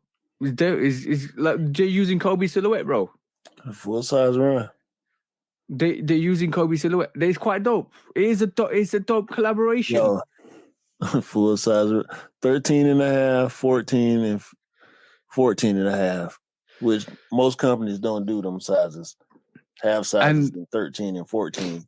Everything else is we could buy, you could buy. We could all get pairs right now. They sit. And you know what? Happened this week as well? Let's move swiftly on from Ivy Park. I just feel that they need to promote their brand a bit more and their collaborations a bit more, and they will do numbers a bit more, because I just don't know who's gonna choose this with there's no advertisement over a Nike or a Nike. We're sitting real hard. Yeah, hard to get retail. You know the Kobe crazies, right? That keep restocking and re-releasing on any other app. The new ones, the crazy Crazy Infinite. I like that one. Yeah. There's no marketing behind that. They could market that really well with the fact that Kobe wore it. Instagram marketing. That's about it. Yeah. But it makes no sense. But the whole collection, bro, and it's affordable too. The whole Ivy Park collection is here. It's dope, bro. It's really dope. It's really dope. I'm not fronting with you. It's really dope. It's a dope collaboration. All the sizes, bro, except the big half sizes. All the sizes there on Adidas right now. So, I mean, it looks legit. It's looking bad for Adidas, especially with this news on top of the Kanye news. Yeah, the double down. This actually got doubled down to this week as well, because there was rumors that Kanye West might be coming back to Adidas. It's just a rumor at the moment. The rumor comes off the back of Adidas saying they've got 1.2 billion worth of Yeezy stock that they either just get rid of, or they basically refurbish, and once they refurbish it, obviously taking the Yeezy branding off it, it will basically mean that the value goes down to 500 million. So that's a quite big loss for them. That you're losing 700 million to refurbish the sneakers and sell them, because you basically haven't got Kanye West anymore. That's the big story this week as well. And from that aspect alone, I can see why they want Kanye to come back, because it's costing him a lot of money, a lot of money. We see it happen financially. Money talks, so that might happen. But Kanye's in the driving seat, and I said this to you the other day when we was talking quickly about it. This man, Kanye, can't lose, bro. He can't lose. He breaks a jaw due to an accident earlier in his career, comes back a new artist, goes into the Def Jam studios, says, I'm quitting or give me 100 million. They give him 100 million, walks away from Adidas, and Adidas are not want to go back to the table and renegotiate. This Kanye can't lose. He can't lose. He could say whatever he wants and he can't lose. I don't like it, bro. I don't like it, bro. Like this man, he was legit. He's legitimately trolling the other day and saying it took me one text to get me out of my contract. I'm free, and he's laughing. I'm free, and walks away. That was his sole purpose of why he went anti-Semitic on social media, to break his contract, because I don't think he was happy with the contract. So. I think he truly believes half the things he said, which is absolutely bad, which is dreadful in the first place. Yeah, probably all of it. But I'm just gonna say I think he believed it at the start, and he over-exaggerated and doubled down on it, which was probably the worst thing he could have done. But he got him out of his Adidas contract, and now Adidas is rumored to bring back Kanye West because they'll be losing 1.2 billion worth of stock from Yeezys. Money always talks, bro. That could possibly happen. I'm surprised this is happening, but money talks, bro. Money definitely talks, and Kanye could be releasing more Yeezys, and I think if he's going back to the negotiating table, and as we know Kanye, he won't be asking for 100 million. He'll be asking for billions. Oh man, they can't get rid of this guy. He did. We'll see, bro. Like I don't even know what to say about. You know what? Man. I'm gonna say you one thing about the situation. Reverse Uno, bro. Reverse Uno. Yo, he just keep. They can't figure out how to get rid of him, bro. They've been trying to get rid of him for years, dog. They've been trying to get rid of him. They can't figure it out, bro. And when they finally said, you know what, let's cut the losses, it come to find out it's too much to lose. Yeah, bro.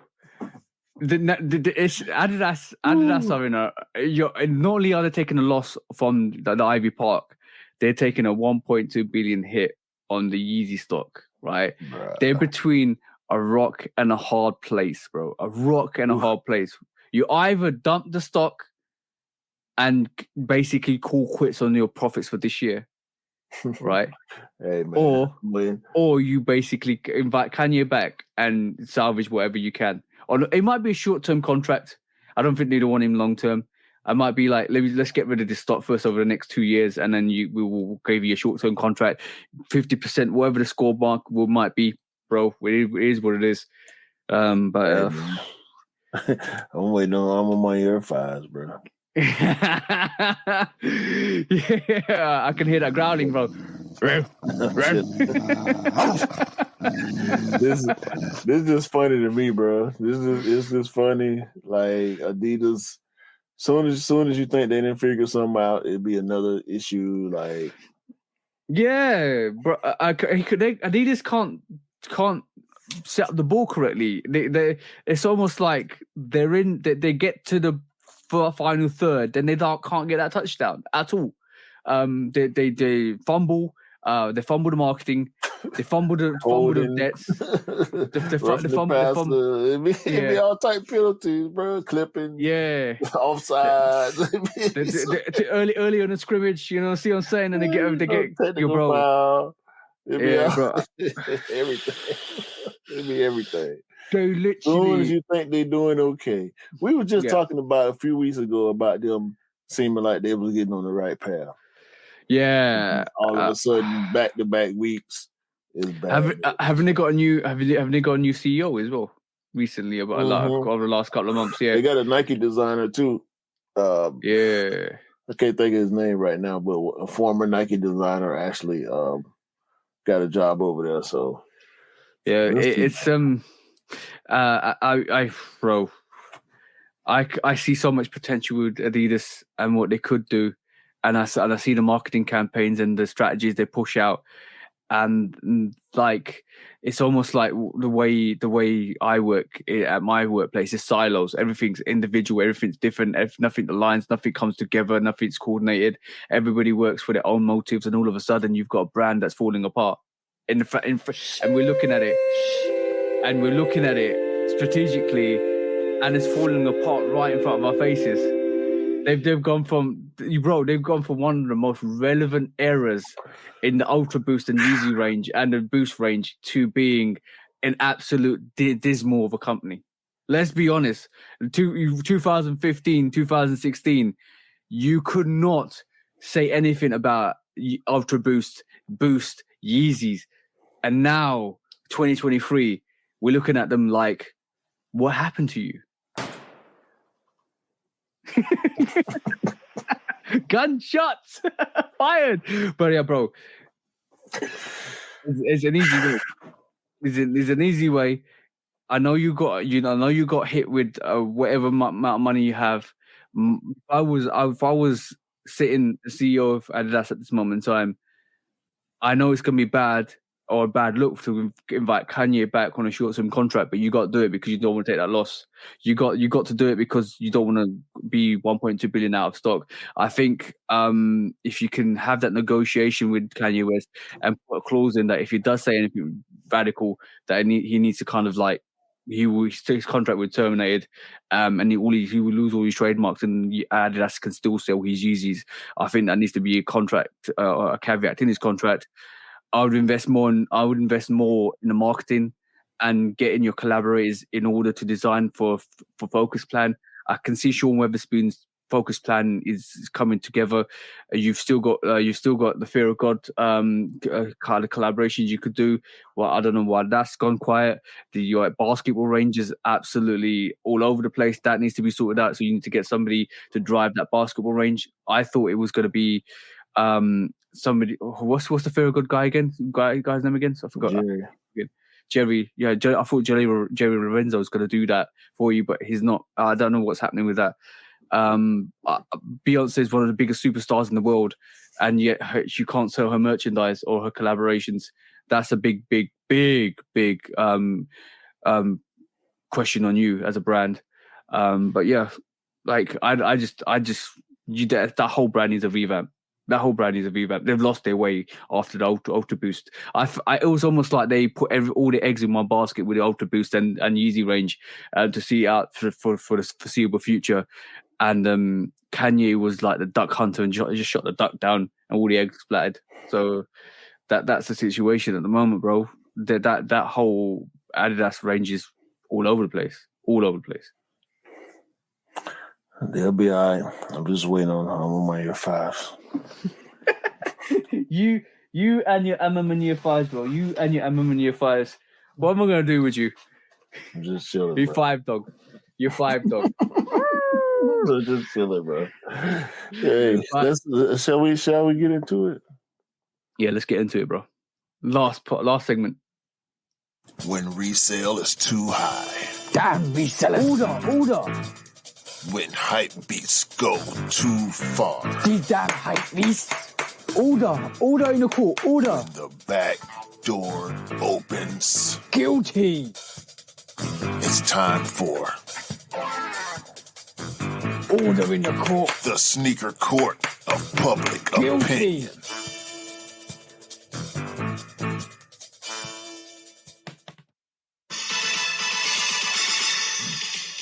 Guilty. Okay, cool. Q executioner. What have you got today? Because this is the shoe. This is the court of public opinion. I am judge public opinion. You are executioner. What's your weapon of choice today to inflict that damage to the guilty parties? We just got to break out the big book again, bro. I think it's only right for the case that we have on the docket today that we bring out the big book, because this affects us all. Oh yeah. Okay, cool. Do you want to talk about this a bit more? Do you want to just bring up the shared screen and showcase? Okay, cool. The court case on the docket today is the warehouse in Memphis, the Nike warehouse in Memphis being burgled. So break it down for us, bro, because I think you know more about this case than I do. Well, we've seen a couple of things happen in Memphis in recent time. We saw last holiday season, we saw a lot of early pairs. Last fall, we saw a lot of early pairs. 11s in particular. If we remember StockX announcing that they were stopping the sale on Cherry 11s and the Chrome 6s and Midnight Navy 4s, we saw all that stuff happen. A lot of pairs got robbed from Memphis due to overstock. Nike left trailers outside, and the members of the Memphis, Tennessee community decided to help Nike out with that. Yes. We saw that happen also with other pairs. White cement reimagined 3s. We've been seeing for a while. So and you know that firsthand as well, don't you, bro? Yeah, firsthand. In hand. I know that in hand, firsthand. So, this Memphis situation with Nike ain't nothing new, but at this point, it's getting a little out of hand because broad daylight attack, robbery, workplace invasion happened allegedly at a Memphis Nike warehouse. Allegedly. Let's just put that allegedly. Go and play it, bro. Pull on the volume, bro.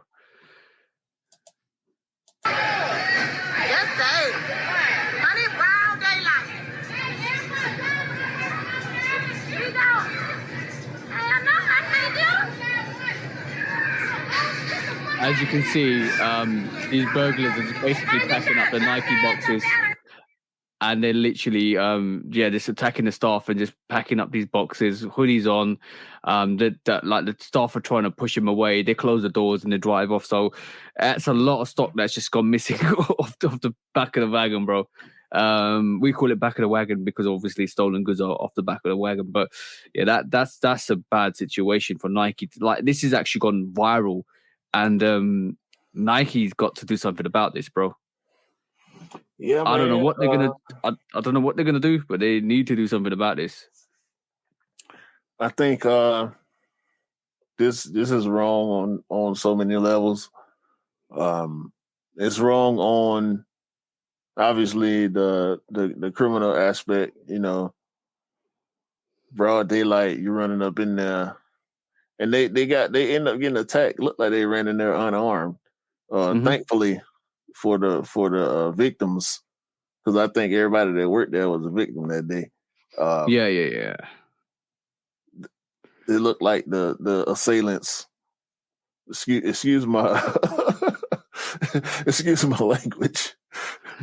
The assailants were unarmed, and it don't seem like anybody got really hurt. The employees did end up fighting back and, forcing them out of there. But how did they get in there in the first place? Yeah, that's the question. And was it an inside job? A lot of people saying they think it was an inside job because how did they get in that far without being noticed? You know what I'm saying? Into the compound, yeah. I just think this is very like. I said in the sneaker news to today, or when I actually released it on Sunday. I'm waiting for Nike's response. If this is Nike's warehouse, which I think it is Nike's warehouse because it's got the Nike boxes and all the stuff that packaged away. If this is Nike's warehouse, what are Nike going to do? Because this has just gone viral. You're opening the opportunity for other people to take the advantage of going into those situations, armed or non-armed, and you're putting your staff at risk. What are you going to do to protect your staff? What are you going to do to stop this happening? This is like we just said. This is the third time this happened, bro. Third time. If we realistically speaking, if we're on the same page, bro, this happened for the Cherry 11s and the Metallic 6s that came out last year. And what was the other silhouette that happened? The fours. The fours. Midnight Navy fours. And now we're seeing, now we're presumably hearing or rumors be heard that the white cement threes had the same situation earlier this year, because that's why we saw early pairs in a lot of places. Not to say all of them were stolen, but some of them were stolen, obviously. And now we're seeing this. So that's 3 times. It's 3 times it's happened, and this one's gone viral. Way more viral than the first one, and way more viral than the second one. The second one was just like, if you knew the streets, if you knew what happened, you knew it happened. But Nike need to do something about this. Not for the fact that their pairs been taken out of circulation. Not for the fact that there's armed robbery or robbery being happened. This not even armed robbery. You could have armed robbery next time. But just for the safety of your staff that work there, because they're desperately trying to make sure that they retain the stock. So if one of your staff members got hurt, if one of your staff members was violently abused or attacked, what you're doing then? Right. So that you have to cover that. But yep. This type of stuff been happening over there for a while.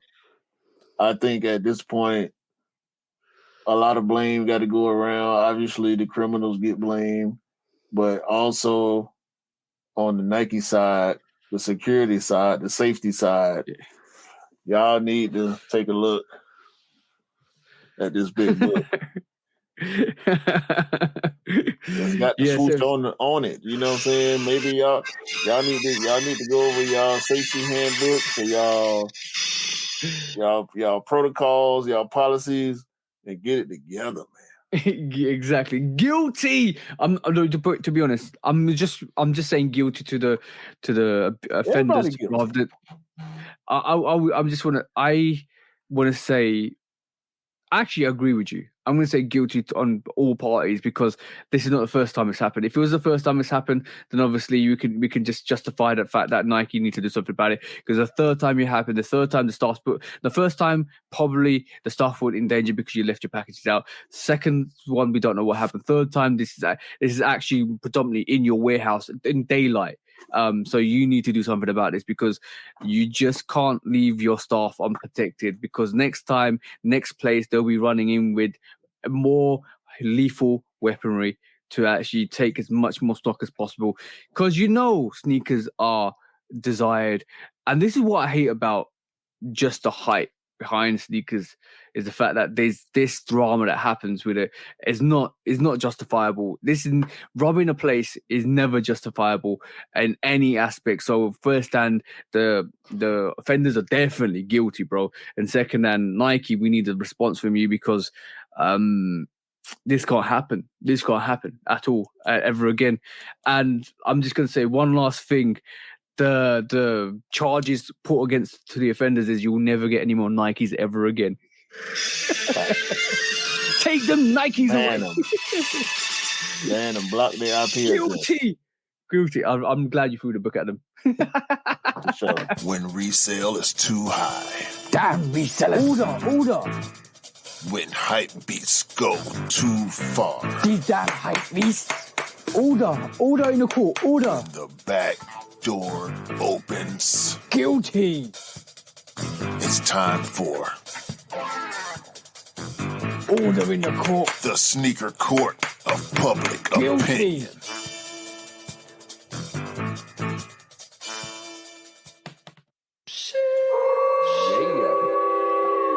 I think we come to the end of episode 55, bro. I think so. Yo, shout out to my sister, man. Q Lasher got me this nifty sign here. Oh, I love that. Is that Jordan 11 shiny, bro? Yeah, I think. Hold on, let me see if I turn my light off. You can see it better. Oh yeah. Oh yes. You should do the podcast in the dark, bro. Kicks right here on there, man. Oh, bro, she did you right, bro. Your sister got you right, bro.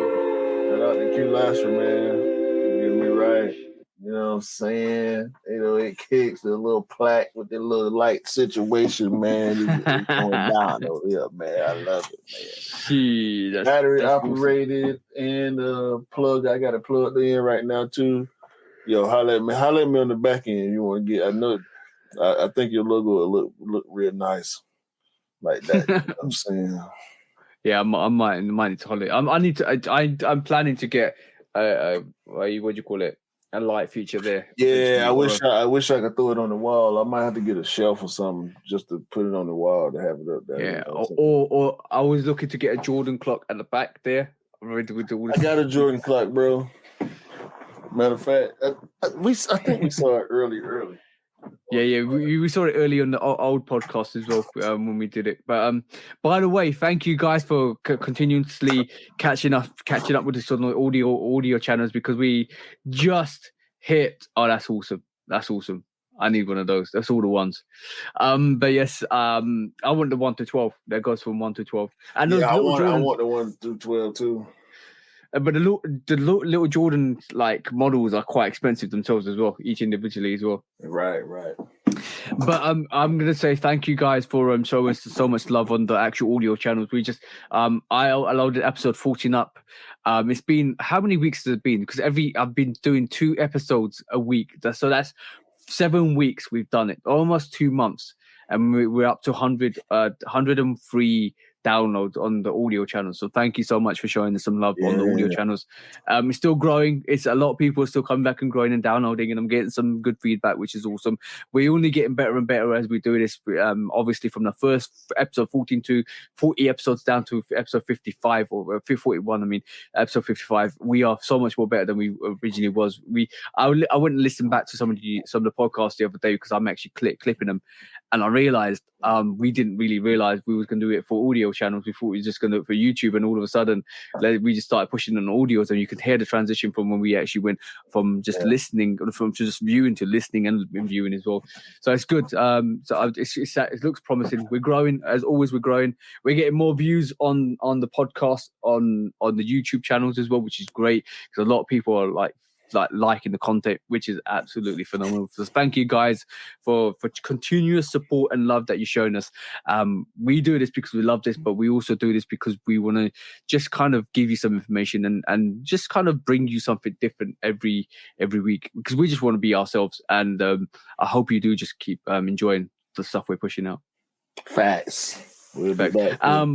Before we call the podcast, just want to say please do follow, subscribe. Like I always say, we're on all the social platforms: TikTok, Instagram, YouTube, all of the stuff. I'm not on Twitter at the moment, so I don't think I'm never going to be on Twitter. That's a whole level of stay away from that platform. But yeah, just go and follow us there. We're on there. Just have if you want to have a conversation, just come and chat to us. But last but not least, let me say a big happy birthday to Q. It's on the time of recording with the 20th of February is your birthday, bro. So happy birthday in advance to you, bro. Congratulations for making it to another year and to actually keep pushing and keep producing some magic on the social platforms as well. And long may you kind of keep doing that. Yeah, I ain't got nothing else to do. You're bored. You're bored. I'm gonna be right here. I'm gonna be right here. Sunday. No, I got something. No, I got something to talk to you about too off camera. Yeah, beans on toast. I got. You gonna see. I got something else. I got something else to work with now. Something else to play with. I'm gonna show you. Oh, by the way, if you guys are in the States, I highly recommend you. Q would show you the direction. So message Q to show you how to make bangers and mash and beans on toast. No. I don't know none of that, bro. None of that, bro. I don't even know what that means. The culinary British foods, bro. I don't know none of that, bro. All I know. We talk about jacket potatoes. You wanna put a bomber jacket on a potato? All I know is this episode 55 podcast, and we appreciate y'all, and we hope all y'all have a great day, a great month, a great year, and keep copping all the sneakers you like, because everybody deserves all the sneakers they want. You feel me? As long as you can afford, especially them fives, bro. I can't wait. TJ, yeah, 5. I want my year fives, TJ. No. They should change the years as I just want. Because I want more 5s.